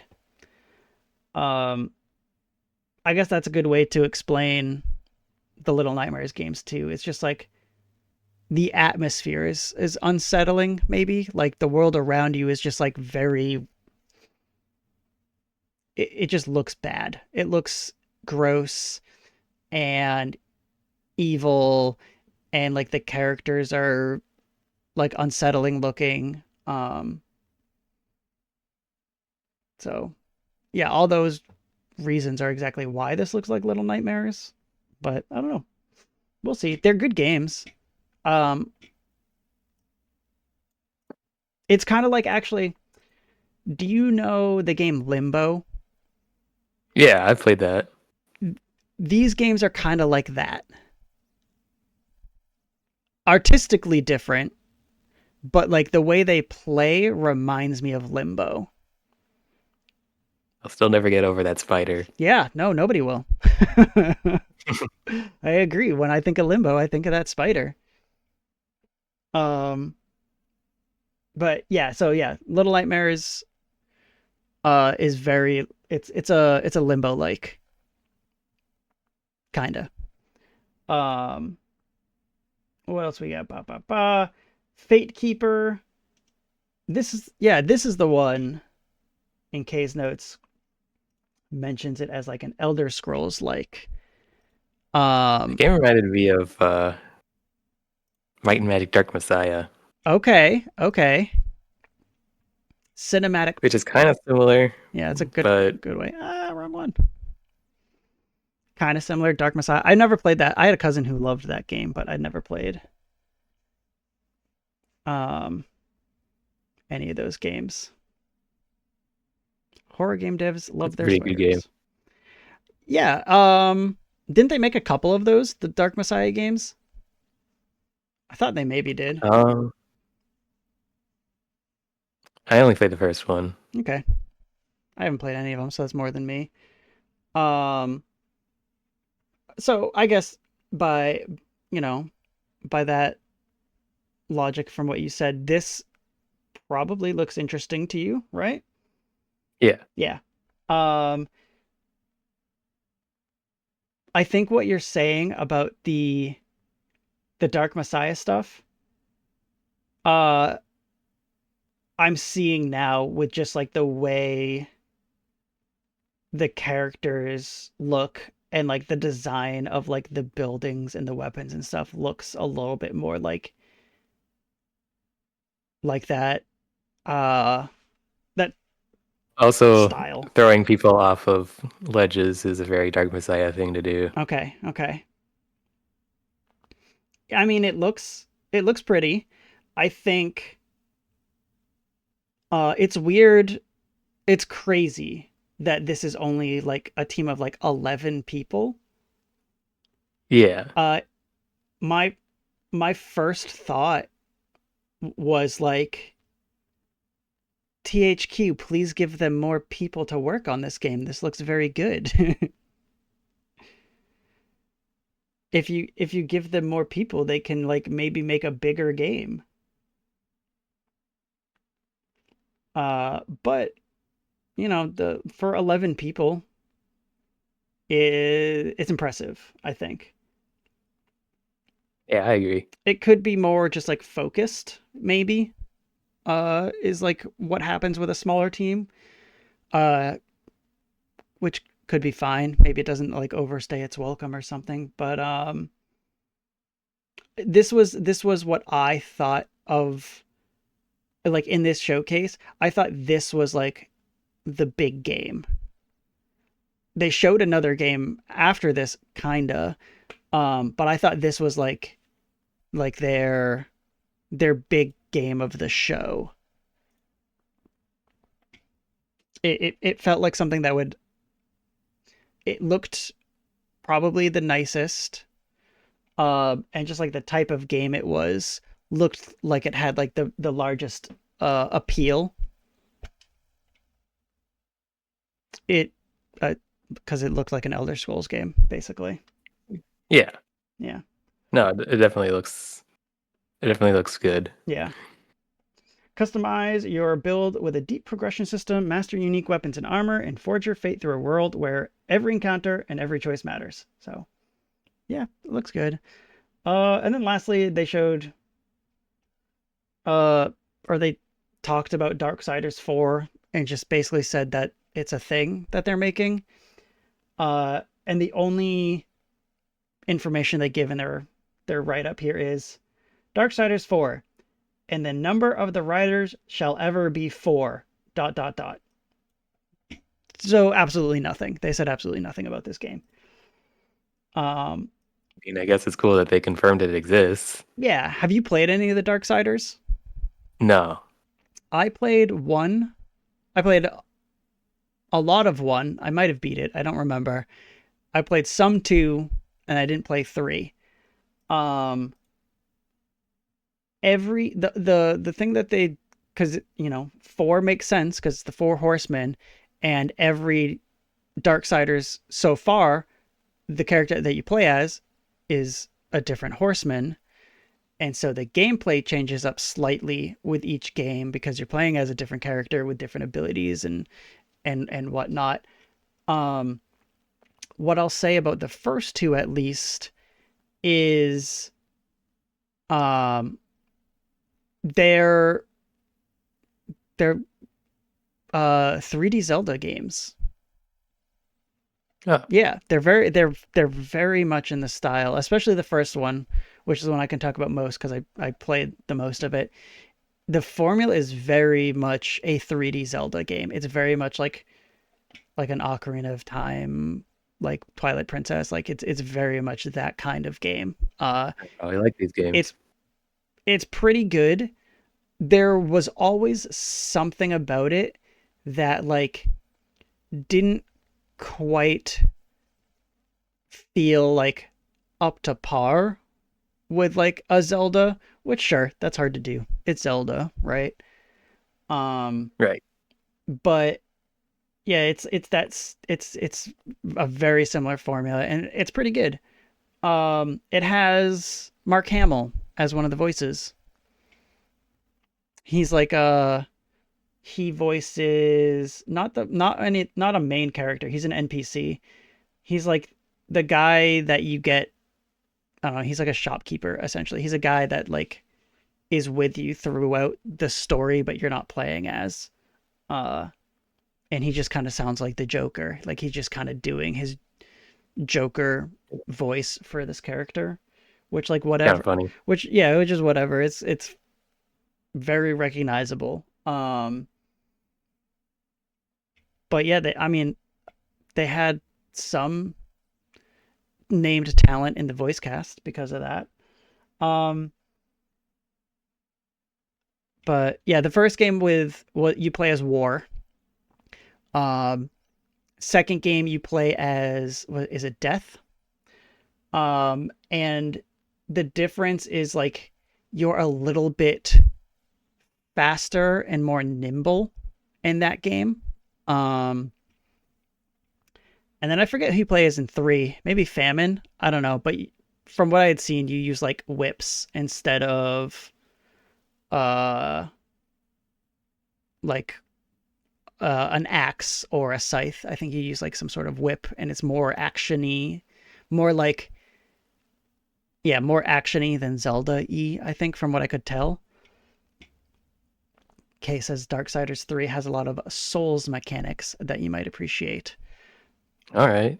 I don't remember Souls mechanics in 1, um, but I just might not have been like Well, privy to what they Darksiders are. 1 probably came out before Dark Souls 1. It could have, yeah, like Darksiders. Yeah, actually, I don't know. They might have been close. Darksiders 1 released in I think 2010. So Oh, I think it was just after Demon Souls. okay. So which, yeah, January 5th, 2010. So just like a couple months after Demon Souls. So the first one wouldn't have had any influence from a Souls game because it was too close. Second one came out in 2012, and that I played less of that one. So like it could have some Souls mechanics, but yeah, definitely by the third one, Souls as it was like developed as like a genre. Because yeah, the third one came out in 2018. Yeah, it's definitely. Yeah, yeah. Hold on.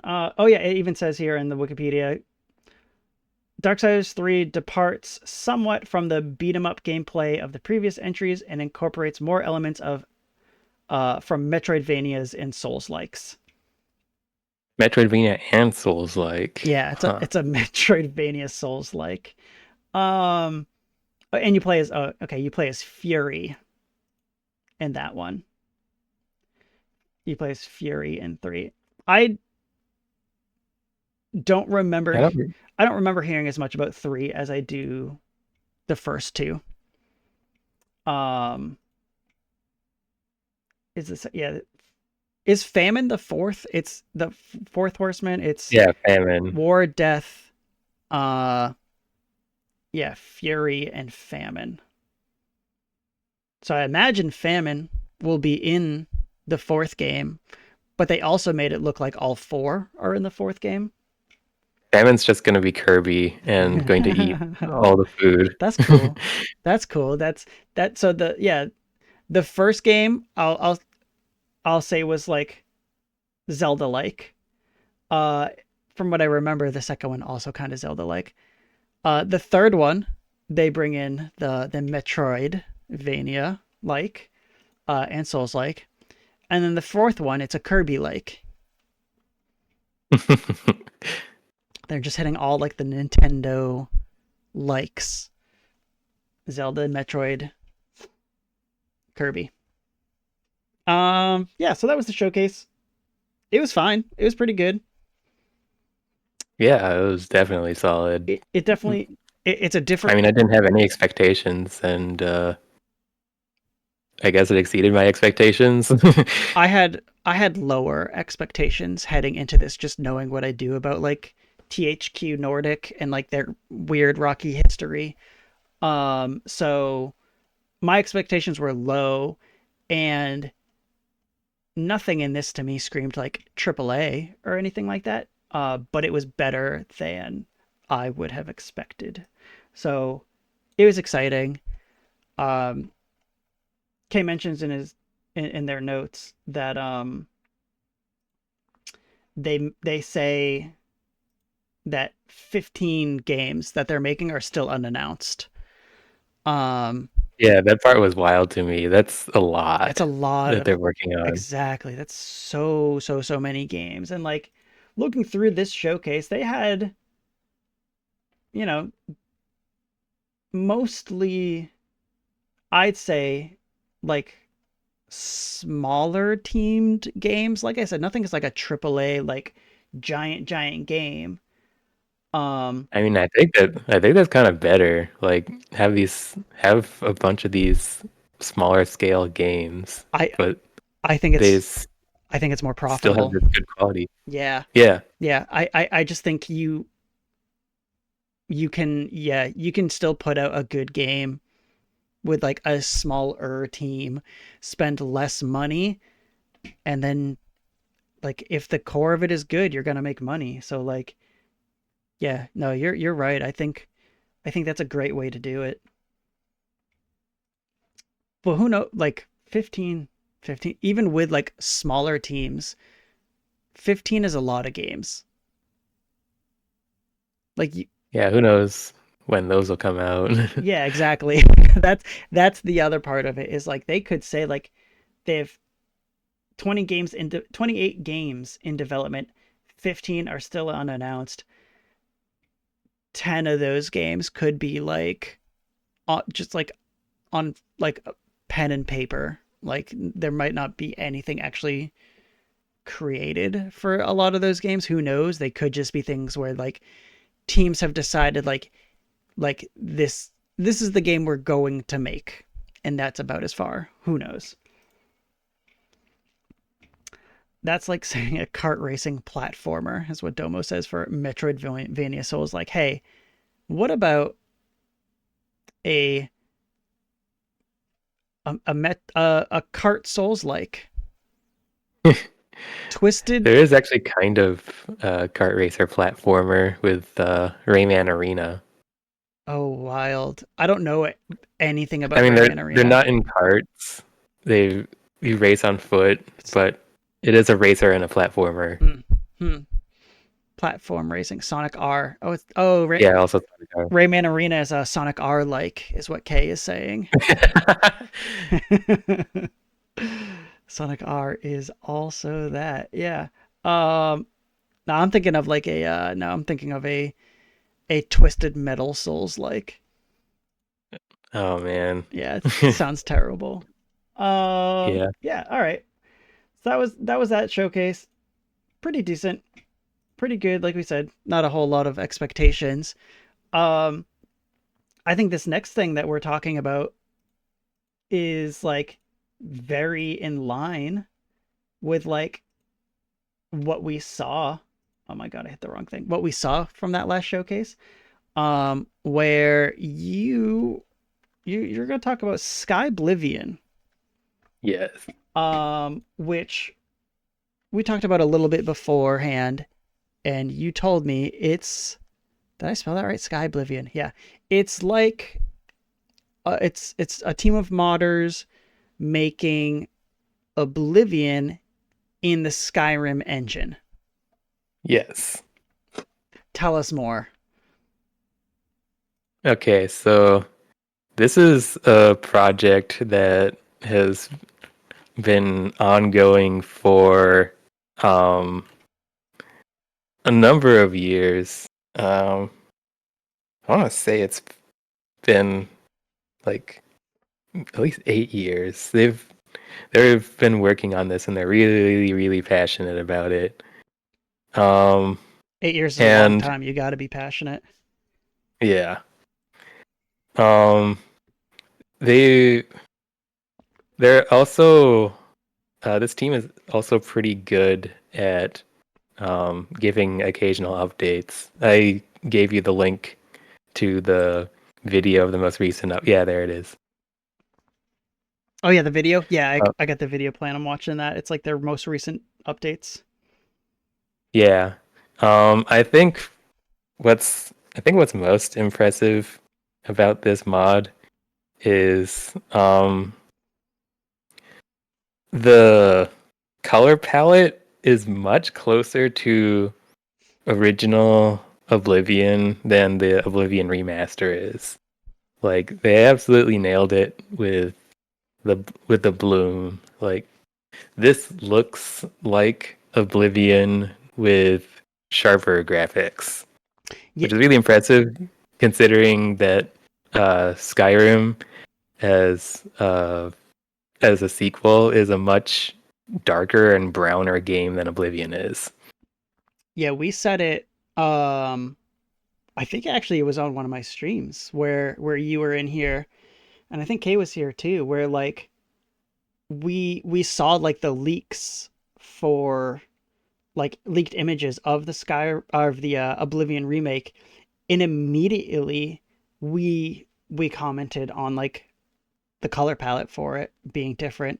Yeah, And yeah, this is immediately like they showed like just a second ago in the trailer that I'm watching it, they showed like one of the locations that they had in those leaked images, and it's immediately like greener and more colorful and has that like glow to it. It's yeah, it was immediately like more recognizable as like the actual Oblivion like palette.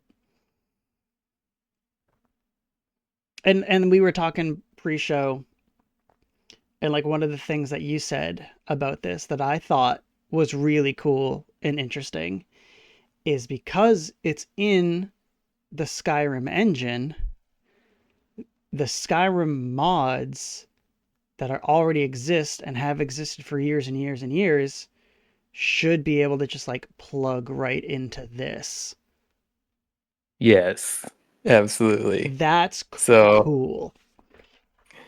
I don't know if all of them will be compatible because this this game already uh has a bunch of mods like built into the game itself. Right? But um you want to take a guess at how many mods there are on Nexus mods for Skyrim? Oh my god. Okay, hold on. I'm gonna say, oh my god, how many mods? 700. It's at least the last time I checked, 113,000 Oh my mods. god. So I my original I'm gonna be honest. My original guess was gonna be over 1,000, and I was like, tone it down a little bit, tone it down. Let's not do over 1,000. It's probably over 1,000, but let's just say 700. Yeah, no, Skyrim modding is absolutely. I think pretty much without a doubt, it's the most modded game of all time. Yeah, what 113,000? Yeah. That's crazy. Yeah. So that alone should have people excited because that can really you'll be able to tailor your experience uh, in a lot of different ways. Yeah. Yeah, Um, that's cool because I can like what we were saying is like this is already like a modded version basically with a bunch of mods in it. And so like I think this is something where it's like you can just play it I guess vanilla and have it be perfectly good and fine, but then just like having instant access to a bunch of mods and like mod community, um it it it it makes its life just like that much longer and like instantly that much like more variables to it, which is uh I don't think something that you can say about the like official remake of Oblivion. yeah, I I think the official remake of Oblivion is actually a lot closer to your number of mods that they have. Okay, that's still a lot. It's still cool. It's still a lot, but it's like absolutely nothing compared to Skyrim. No, not at all. And I, I Heck, I think it's less than original Morrowind. oh man, I appreciate and like love that the official remake happened. Um, Yeah, and I think it like critically is a huge success and sold a ton. And so it's awesome that that happened. no Um, one's going to forget that the advertising. Well, I mean, the way it was shadow dropped. I mean, yeah, like that was actually insane. yeah, that for something like as big as that to like only be like to have like rumors and like leaked images and then like and then just suddenly be shadow dropped. Um, that was really cool. That was fun. Um, I think like I said, like that's awesome that that game came out, and I think a lot of fans of Oblivion will say that that game is good. Um, my thought process is that people will play that game and move on, or the people who really wanted the Oblivion remake will play the Oblivion remake and then play this more Yeah, because I of the additional modded support. yeah, I think this game will have more longevity. Yeah. Yeah, the remake got will have more eyes on it and a larger player base, but I think the player base that sticks around, like if we look at Sky Oblivion versus the Oblivion remake, like player base in like 3 years or whatever, 3 4 years, um, I would be willing to bet that more people are playing Sky Oblivion still. Yeah, I agree. Hmm. You also said that the team who like Bethesda is in no way like upset that this mod is happening. You said they gave it its blessing, right? Yeah, yeah, that's true. So you love to see that. Yeah, Bethesda. I don't remember where they said it, but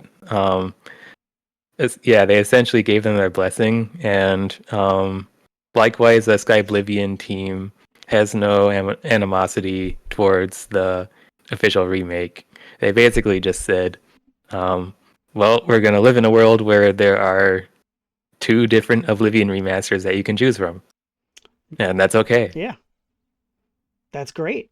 Great for the player base because like uh yeah, they can choose the experience and it all still ties back to Oblivion and Bethesda regardless. So, especially with Bethesda like being okay with this happening, Nintendo could never.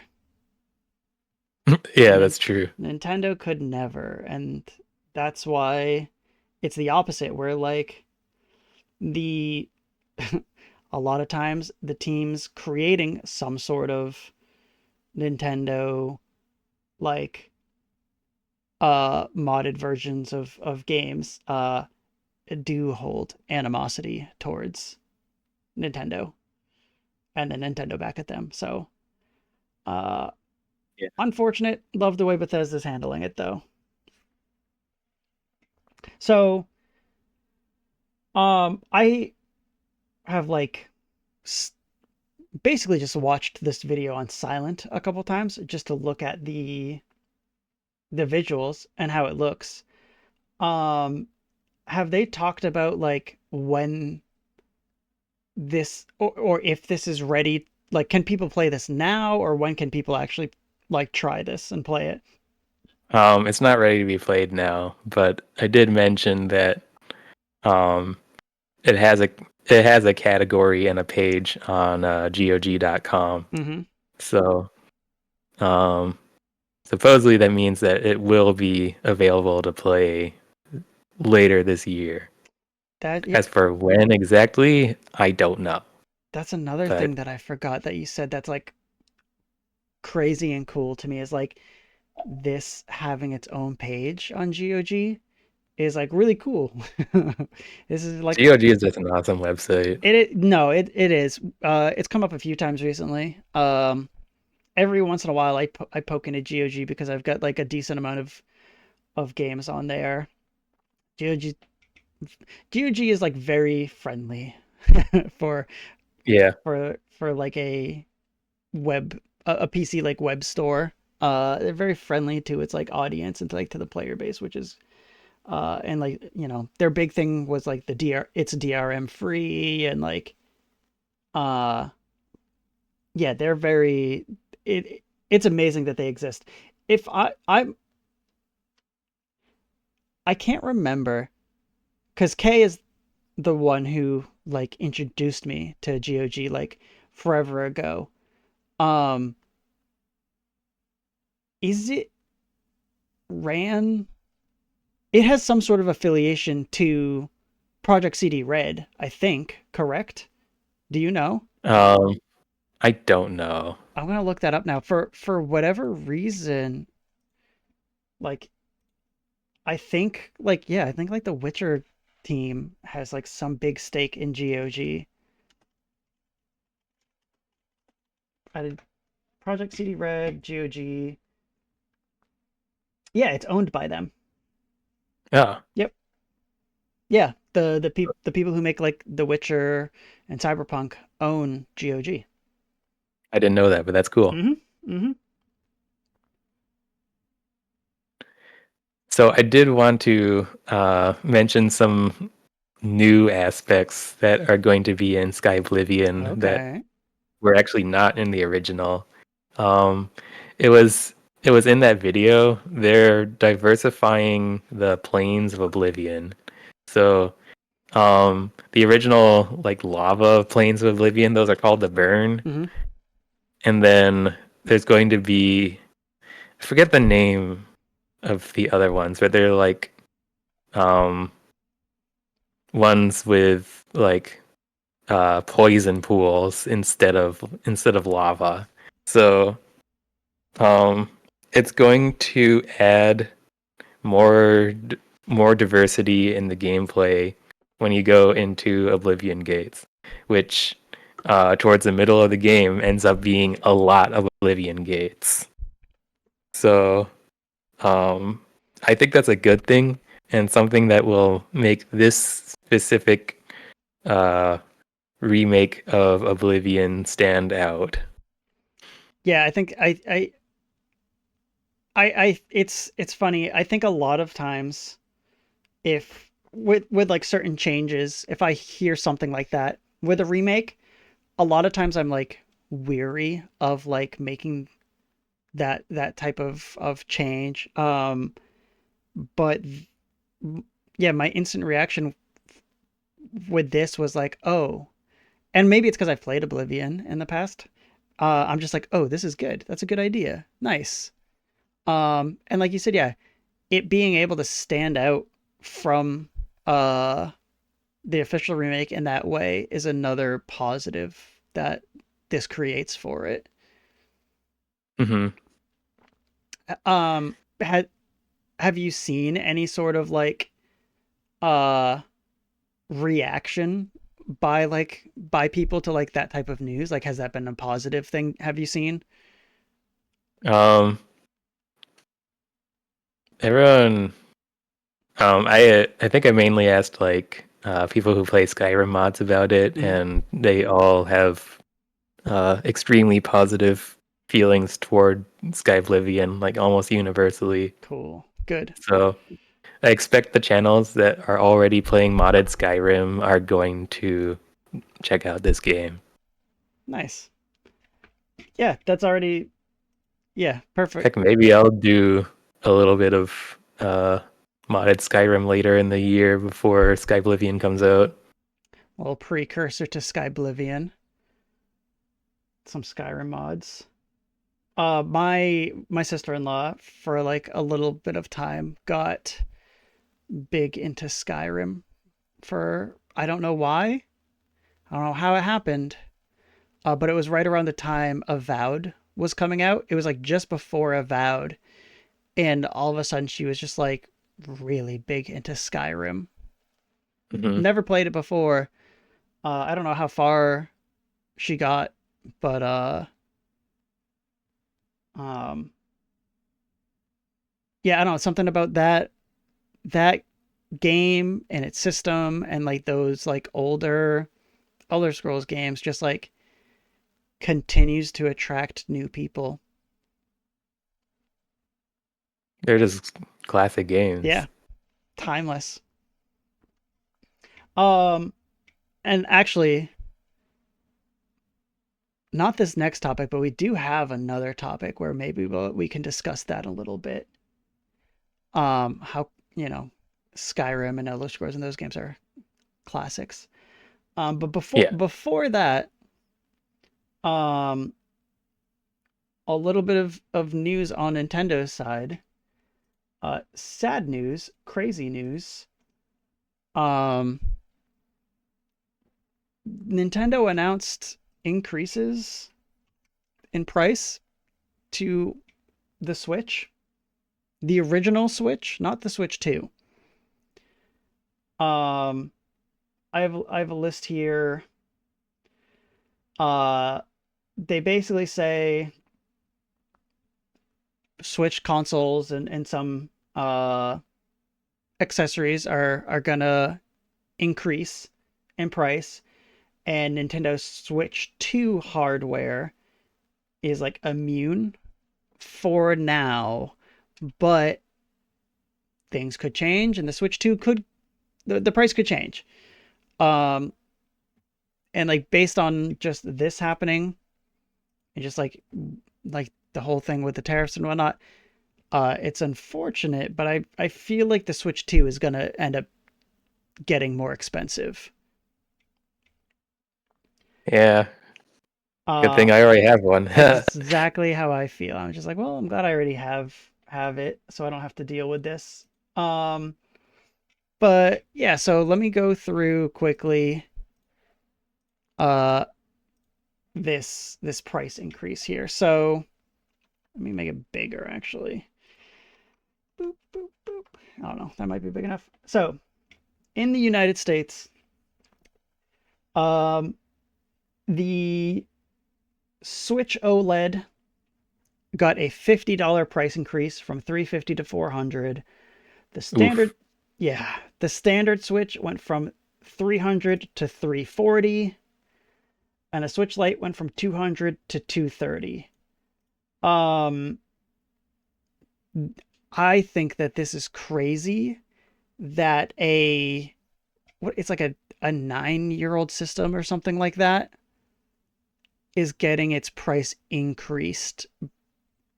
Not Yeah, that because is a little bit nutty. not like from like third party sellers, but just like from Nintendo. Yeah, it's nutty to see like an old system increase up to $400. Um, So straight up, the Switch OLED is literally not worth it anymore. Because if you're gonna spend that much money, you might as well just get the Switch 2. 100%. Yeah, I agree. Like if you're gonna spend $400, just spend the 500 to get the new thing. Yeah, Um, yeah, I can't imagine like like right now if if people are going to be buying a Switch, an original Switch 1, I think the only thing that makes sense to me is a Switch Lite. yeah. I could still see original Switch. 340 isn't absolutely terrible. It's still the cheapest out of anything that's not a Switch Lite that's on the market. Yeah. But uh, yeah, honestly, um, I think most people who already wanted a Switch already own a Switch. So um, probably people who don't own a Switch, yeah, Switch Lite is probably the best deal if Yeah. you're getting a Switch one. Yeah, cuz like in my mind, the only people who would be buying Switches now are buying a Switch for like their kids. Um and so like the Switch Lite was always kind of like marketed more towards kids anyway, and Hmm. it's cheaper. Um so yeah, I would wager if like we looked at like 6 months down the road from like today, and we could see the sales for like Switch 2, Switch OLED, Switch, and Switch Lite. I bet the top two are Switch 2 and then the Switch Lite. Like I bet out of the Switch 1 consoles, Switch Lite will sell better than the other Yeah, two. I agree. And then Um, some of the other Switch OLED increases. is gonna Oh, go ahead. plummet. Switch OLED is gonna plummet. No one's gonna buy that. No That's way too reason. much money. Yeah, no, way too much money for the last gen console. Only $100 difference. I I'm not looking forward to the day where like this is done to the Switch 2. I hope it doesn't get there. Um, I'm hoping that uh like Nintendo has enough like momentum and is selling enough like consoles and games that like they hopefully decide like the goodwill they've built with this momentum is not worth ruining it by increasing the price, because all that brings Yeah, is negative attention. Um, but yeah, the other things that went up for the Switch, Joy Cons went up $10, $80 to 90, which is that's expensive. crazy. Pro controller went up $10 from 70 to 80. The Especially any for something that drifts like the Joy-Cons. Yeah, it's it was also actually even like with the Switch 2 coming out, a lot of people before it came out were like, I'm not buying new Joy-Cons for Switch 2 until I know that they're better. And the Switch 2 Joy-Cons cost even more than the Switch 1 Joy-Cons. Fortunately, from my experience, they do seem to be better. my experience so far too, but my experience with Switch One's Joy Cons, I didn't notice drift for quite some time. I know some people were noticing it like almost immediately, like just a couple months after launch of like Mine the took a couple of years to drift. same. Mine took a while. Well, actually, my original Joy Cons took a while. We did buy Joy Cons. Like we have a couple different sets of Joy Cons, and I noticed one of the sets that we bought after. I noticed that set start drifting before my original set did. Um, and then like another pair also has started drifting. So I think that that varies, but uh, yeah, Switch to Joy Cons are definitely better. My frames are dropping again. This is unfortunate. At least this is recorded. Um, and yeah, the Switch 2 did have some price increases. Um, most of the controller stuff. The charging stand went up to $35 from 30. The Switch 2 Pro controller 85 to 90. Joy-Con Joy-Con 2s are now $100. Um, and the dock set is 125. $100 for the Joy-Con 2s. I mean, it was already Jeez. 90. It was already 95, but like, yeah, actually hitting that $100. Uh, I miss $20 controllers. I'm so glad that like 8-bit do controllers are like highly like sought after because or like highly like reviewed and regarded because those are so Mhm. much more affordable and like to have like an affordable controller that is also like regarded as like high quality definitely seems needed now. Yeah. Yeah, and then also apparently amiibos went up in price. Also kind of a reason that uh I've played games with GameCube controller whenever I can on the Switch. Yeah.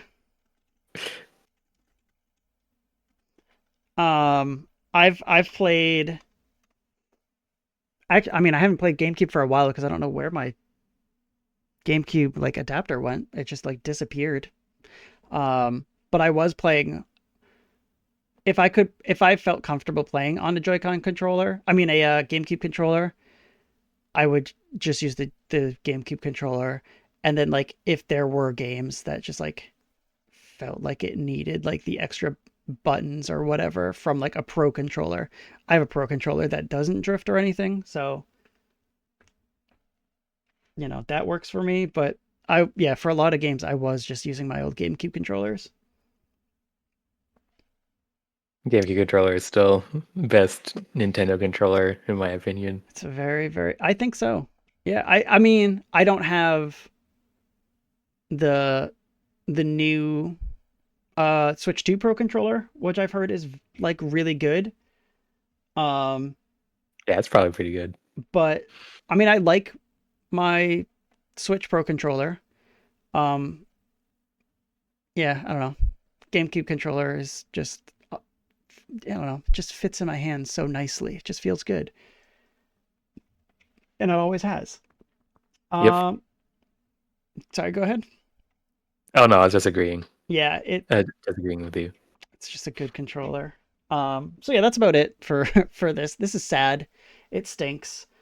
Um, Yeah, it does. But also at the end of the day, probably not going to matter that much for Nintendo because they've pretty much sold the vast majority of Switch ones that they're going to. yeah, I don't. I guess I do agree. I don't think this affects who's buying Switches. Um, like I highly doubt that there was anybody who's like, well, I was gonna buy a Switch and now I'm not. If and if anything, I think it potentially just pushes more people to Switch too.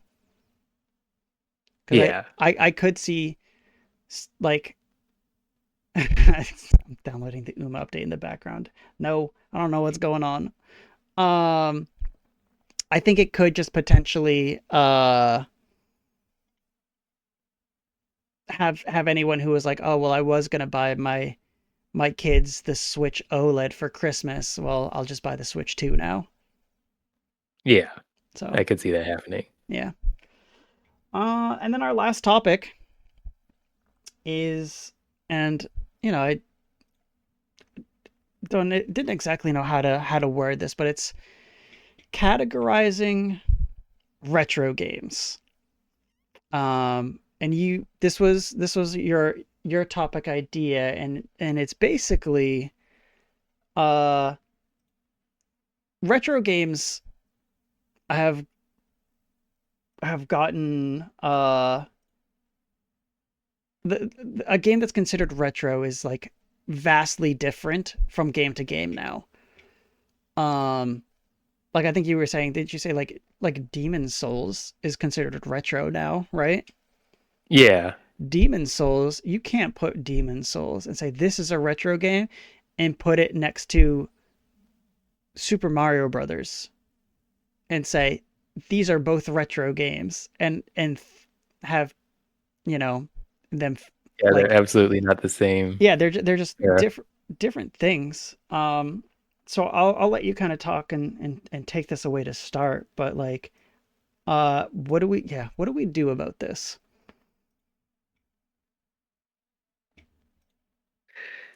So that is a good question. I kind of want to briefly touch on the generations that I think, in my opinion, um, like the oldest generation that you can really consider like actually retro is Generation 6. Okay. Um, and even then, like in my mind, um, Generation Generation 6 is like um, really the really the transition into like actual modern gaming. But anyways, I'm gonna look So through. so Generation 6 from what I have here, just so everyone's on the same page, is considered on this Wikipedia the Dreamcast, the PlayStation 2, the GameCube, and the Xbox. Yes. Yeah, sorry, so continue. I thought you were saying something. Um, so yeah, I made some notes on each of the generations, and the first the first and second generations. So uh, that would include like Atari, ColecoVision, um, Odyssey, um, like these really really old consoles. There were a lot of them back then, which is actually kind of what led to the video game crash in the mid '80s. Yeah, Um, if I'm looking through this Wikipedia page, if you keep scrolling from generation to generation, the list of consoles just gets smaller and smaller. yeah. So starting with the third generation, that's when that's really when a lot of genres started becoming more defined. So um, with 2D platformers, um, I think the third generation was like really the rise of the 2D platformer because you had things like the Super Mario Brothers games, uh, Castlevania, Mega Man, Zelda 2. Just endless amount of uh, good and high high quality 2D platformers, and RPGs started becoming more popular in the third generation. Um, But if we move on to the fourth generation, in my mind, that's like the perfection of 2D gaming. I agree. Everything that was done in the third generation is improved upon with better visuals, controls, and storytelling.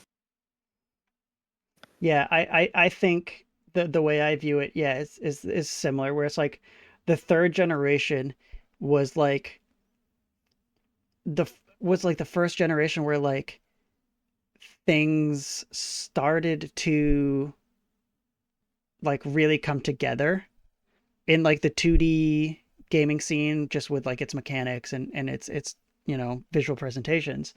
Um, Third gen being like Master System, uh, NES, Commodore 64, and then yeah, that fourth generation with um, Super Nintendo, Genesis. Uh, this generation took the same games and just made each aspect of it better. It slightly better, you know, graphics, um, better audio, and then you can tell just like the people who are making the games were just They sharpened their skills. yeah they just got more seasoned, sharpened their skills, and they were making the same kind of games, just uh like yeah, cleaner and better. Um, it's yeah, the fourth generation is like probably like in my mind, I guess like the first uh like like main like the first breakthrough, I guess. Um, they figured stuff out in the third generation, and then they broke through like what they were doing in the fourth generation. Yeah, I agree with that. I'm not gonna pretend I have like perfect terminology for dividing up like the eras, Uh huh. but um, I'm kind of borrowing some terminology from like uh, Greek art history, and I was at the moment I was planning to um, label generations 1 through 3 um, archaic, Okay. and then generations 4 through 6 um, would be labeled classic. By the way, archaic is not an insult. Just a term. It's just Yeah. a way of categorizing something that um, is very much the foundation of everything that we have moving forward. But um, the classic era refined a lot of those. And there's even refining within the classic era because with Generation 5, that's when games took the foray into the three-dimensional space. And a lot of the most influential games of all time came from the fifth generation. Like Super Mario 64 is still the defining like template when it comes to 3D platformers. Yeah. And Final Fantasy VII is the reason why uh, JRPGs have an audience in the West. Before then, JRPGs were a lot more niche. Yeah. From it so it's the fifth generation to me is like an interesting one because like you said, they do have that like that first foray into 3D graphics and 3D like gaming. Um, but um, for those people who, or for those game companies that weren't taking that leap into a 3D realm, just continued to build on uh like the 2D foundations that were like set in the fourth generation. So like the fifth generation has like the Castlevanias, right? Like Yeah. like those are 2D games. Um in like a new 3D world. But those are some of the best games ever still. Um and yeah, it's just like this interesting crossover where like yeah, when you think of this generation, I do think you think of this is where 3D began.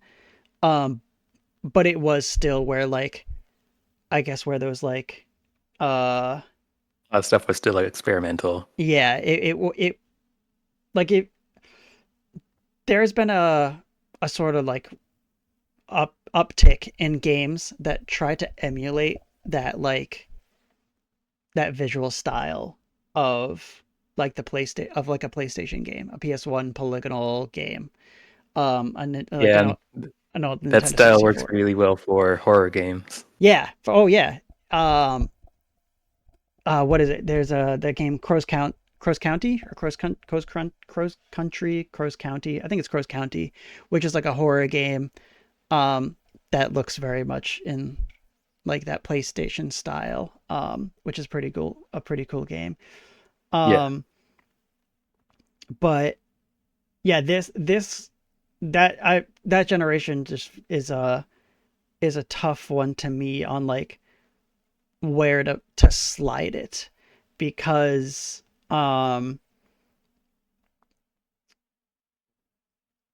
it's I- it's like half and half. It's still there's still like a small part of it that is in that like fourth generation like section for me. But like you are saying like you're separating. I think were you separating the fourth generation from the fifth generation, or were you Um, or were they I together? wasn't. I was including it, Okay, okay. but it's possible that we could. It's possible we could keep uh the fourth generation with one through three. I Um, I think this is in my mind this is the toughest one like for me and like which way to go. Um but I think I think you're right with throwing it like included with that like fourth generation and third gen or yeah, with that fourth generation at least. Just yeah, because like the 3D was so new and experimental like and just the consoles themselves still having those like 2D sprite games next to it. I think you're right. I think yeah, that fifth generation uh still I think can be categorized with like yeah, the Super Nintendo. and then finally with the sixth generation, I think the sixth generation is um the last time we saw like a really big leap in technology in terms of uh graphics, sound, and the methods of gameplay introduced. Like it was in my mind, uh,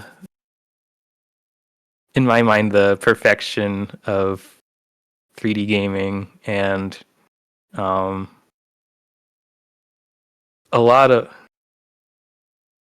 basically what I'm saying is that after the sixth generation, the leaps in technologies and innovations have been a lot smaller. Yeah, I think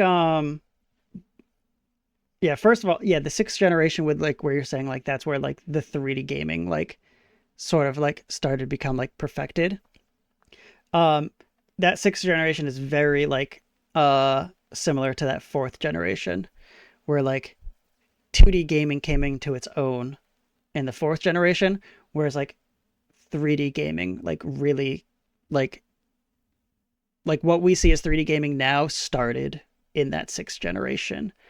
Yeah. Um, and yeah, I think yeah yeah, like you said, fifth generation, going from like Nintendo 64 to Nintendo GameCube, uh, is like a there's a pretty large upgrade Like there.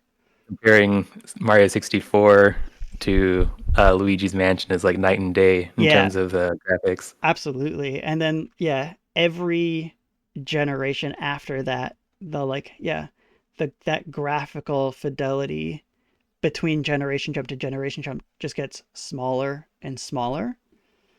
I do think the seventh generation has another important uh like leap with it, however, which we can get to in a second. But um, I my mind still, and I don't know if you touched on this, like that sixth and seventh generation of games, I think can still stick together. Yeah, they could probably be lumped together. Um, the seventh generation, like if the fourth and fifth generations are together, and the new experiment in that uh like category is the 3D gaming. Between the sixth and seventh generations, that new that new service that gets introduced is online gaming. I Does apologize if you hear something in the background. Someone's printing something. It's cool. I don't really notice it. But yeah, the that sixth generation, like you barely see online gaming in like that sixth generation. Yeah, there was like Fantasy Star Online. Uh, I think the Champions of Norath games had online. Maybe, yeah. Mario Kart Double Dash. Um, did you say Mario Kart Double Dash? Yep. Really? Yep. I don't remember that. Wow. Nobody did it, but it did. It the GameCube had like a LAN adapter, and I know you could do Fantasy Star Online and Mario Kart Double Dash. That's cool. It is cool, but nobody did it. um so yeah, so like and the Xbox, original Xbox is like in my mind, like if I'm looking at the sixth generation, like that's the console that like They probably did the most with online because for sure. Halo. Mm-hmm. Exactly. It was my uh like first big introduction into online gaming for consoles, not like aside from PC gaming. Um that was my first introduction really into online gaming. But then the sixth generation with 360 PS3, um that was like the online generation.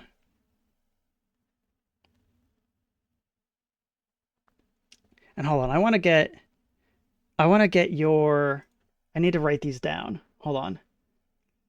I need a notepad because I want to follow along with like uh Domo's mind is blown. yeah, no, Mark. Yeah, you could do it. Hold on. Mario Kart Double Dash online multiplayer GameCube. Uh yeah, Multi Kart Double Dash online on real GameCube in 2024. You can do it with the adapter. Oh, there's a new online LAN adapter mod for the GameCube also. Oh um wow, that's crazy. yeah.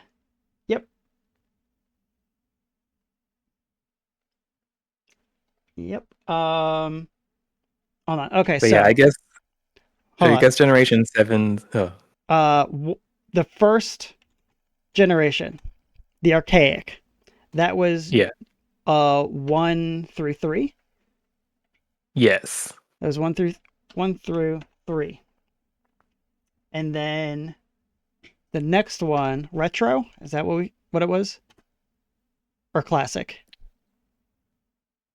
Um, Did we have it might an? be better it might be better to have the next one be retro and then um the one after that be classic. Okay, so retro. What are we got? in the retro generation. Four, 4 and 5. 4 and 5 are the retro. And then we get And 6 and 7 classic. would be classic. Yeah. And 6 and 7 is, yeah, that like GameCube, Wii, PS2, PS3, Xbox to Xbox 360. I think I agree with this. I think I like this so far. I think I like how we've categorized these. Um, so yeah, go No, ahead. don't take that. Uh-oh, cats. I imagine He's cats. trying to take the fuzzy thing off my mic. Oh, that's hilarious. I don't have a fuzzy thing on my mic, thankfully. Where do handhelds fit into this? That's a great question. Oh, where do handhelds fit into this? So I think off the top of my head, okay, because yeah, this list that I'm looking at doesn't have handhelds. Game Boy is archaic. Yeah. Uh, the, is game Game is Game Boy Color archaic or retro? I feel like I feel like Game Boy Advance would be actually wait. I I'd say think Game Boy Advance is retro, but I think it is. yeah. And then I Game Boy think Advance is basically like a handheld Super Nintendo. yeah, exactly. Yeah. And then I think when you get to the DS, that's when it becomes classic. Yeah. Yeah. So yeah, Game Boy um archaic. Is Game Boy Color archaic or retro? I, I think it's still archaic. Okay. It's basically the same graphics, but it's no longer just green and black. Yeah. Same games. I guess you're right. Um my My cat doesn't think I need the fuzzy thing. He wants to chew on it. yeah, my mic doesn't have a fuzzy thing. Like I can't put a fuzzy thing on this weird mic. You can kind of see it in the screen. If Sonic wasn't away, you can see the end of it. But yeah, Game Boy Color, archaic. Advance is retro, and then DS is classic. PSP is, I guess, is also classic. Yeah. Yeah, Vita doesn't exist. Nobody had a PS Vita. I've never heard it. You know, I've never known oh any one of my friends owning a PS Vita. no, me neither. I had I had a PSP. I think I had the one. It was like PSP Go or something like that. It slid up and everything. It was very small. Um, I believe my wife. So when she was working at her old theater, I think there was a PS Vita in the Lost and Found there, and after like months and months and months of it staying in the Lost and Found and nobody claiming it, I think she took it home and I think I used it briefly. And then I think she gave it to her younger brother and then it disappeared because he was like, Rip the PS Vita. yeah, he was like 9 or something. Um, so I'm fairly certain I've used a PS Vita at least once. I've never touched one. But yeah, the my only interaction with the PS Vita is because somebody lost it and didn't want to go back and get it. Um, yeah, okay. So yes, anyways, continuing on with our consoles. 6 and 7. I have a question. Yeah. 8 is still in like It's the modern generation, right? yeah. Yeah. Okay. Um, Like 8 is uh PS4, Switch, Xbox uh One. Yeah. And this also this It, is also says Wii U, so Wii U and Switch. oh yeah, they're too new. Like Yeah. that's There's no game there's there's no game on the PS4 where I'm like, "Ah, yes, like cuz the whole thing with this is that we're going through is like games that are on like the PS3, Xbox 360 and Wii are now considered retro games. And there's no game that I can look to the Wii U or the PlayStation 4 and consider retro. yeah. I just Especially since so many games on the so many games on the PS4 are just also on the PS5, yeah. It's also and there's barely any difference like graphically when you're looking between the ports. yeah. Yeah. I think it's like it's interesting to call back to like what you had first started saying where like the leap from Gen 5 to Gen 6, 64 Yeah, to it's massive. GameCube, that's a big one. And then each one after that just gets smaller and smaller, which like in my mind for the future down the road, I think that just starts to clump more and more generations together. Like I think like from PS3 to PS4, um to like to PS5 is almost equivalent to the jump from Nintendo 64 to GameCube. So yeah, I think because it's like and also just like the online gaming isn't changing. Like there's nothing that's really there's no like yeah, I guess the only new thing which isn't even really a big thing is just like the motion controls. Yeah.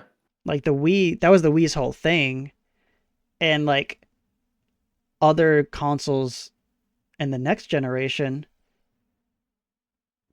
or even in that generation too tried to hop in on it, but it never took off. It feels like the other companies have basically just said that's Nintendo's gimmick. We're not touching it. 100%. Just in general, like both PlayStation and Xbox, I feel like have both just like dropped uh gimmicks basically and have just been like we just make traditional games. And like those traditional games maybe you can play in a various amount of ways like on the cloud or on the console. Um, but yeah, there's no like new innovation to the actual game itself. Yeah.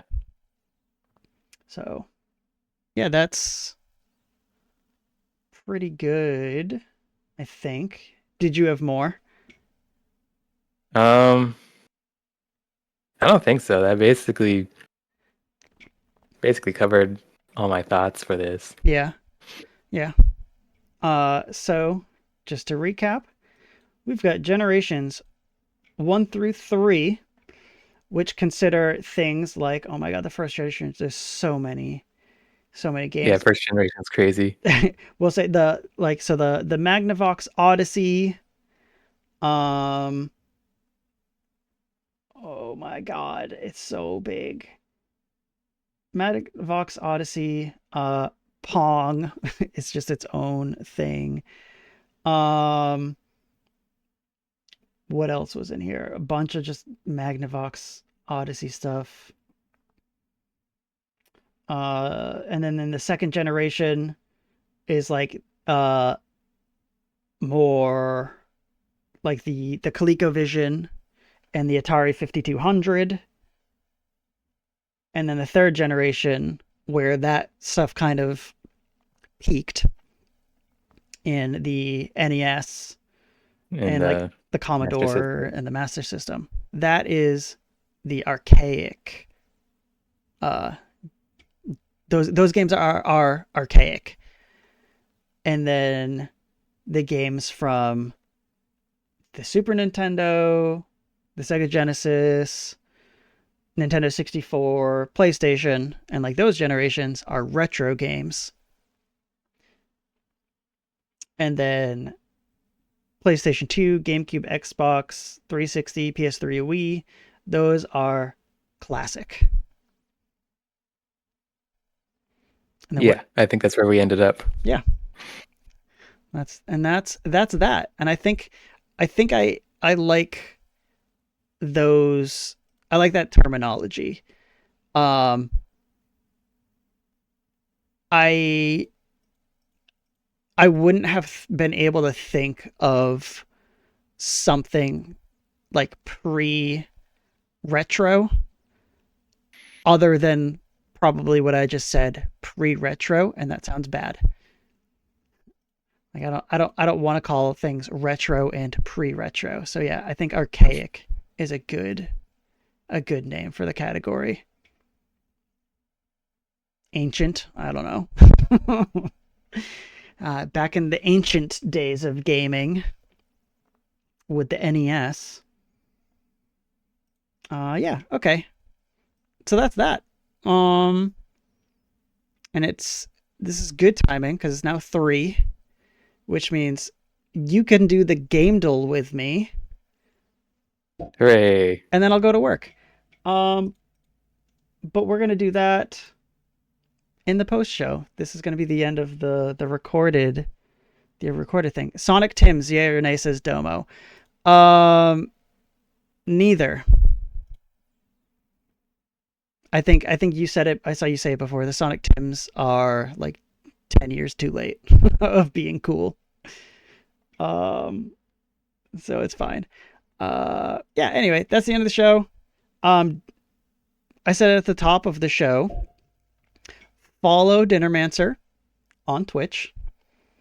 He streams a lot. He streams uh, a lot of classic gaming, some retro gaming. Is that how you would say that, right? You stream a lot of Yes, I would say that. yeah, a lot of classic gaming, a lot and some retro gaming. A lot of RPGs. Uh, and it's all on original hardware, which is hard to do, Especially with the PS3. especially with the PS3. But so it's impressive that you're able to do all that. It's cool. Very purist, very yeah, very respectful. Anything else you want to say before I end the show and then we go to the post show where you play Game Duel? Uh, just thanks for having me, and fun going through all the topics. Yeah, thanks for coming and filling in. I was excited. All right, so yeah. Um this has been the Park Bench episode 10. Um I assume Kay will be back next week. I have no idea. They might have abandoned me. But yeah, if you're in chat, stay tuned for like a half hour or so of our post show. Um and if you're on YouTube, just come to my Twitch channel on Tuesdays at 3 p.m. Eastern, 12 p.m. Pacific, every Tuesday. Anyways, this is Park Bench. Goodbye. Bye. I always forget the the hotkey to end the stream. I think I did it. I did it.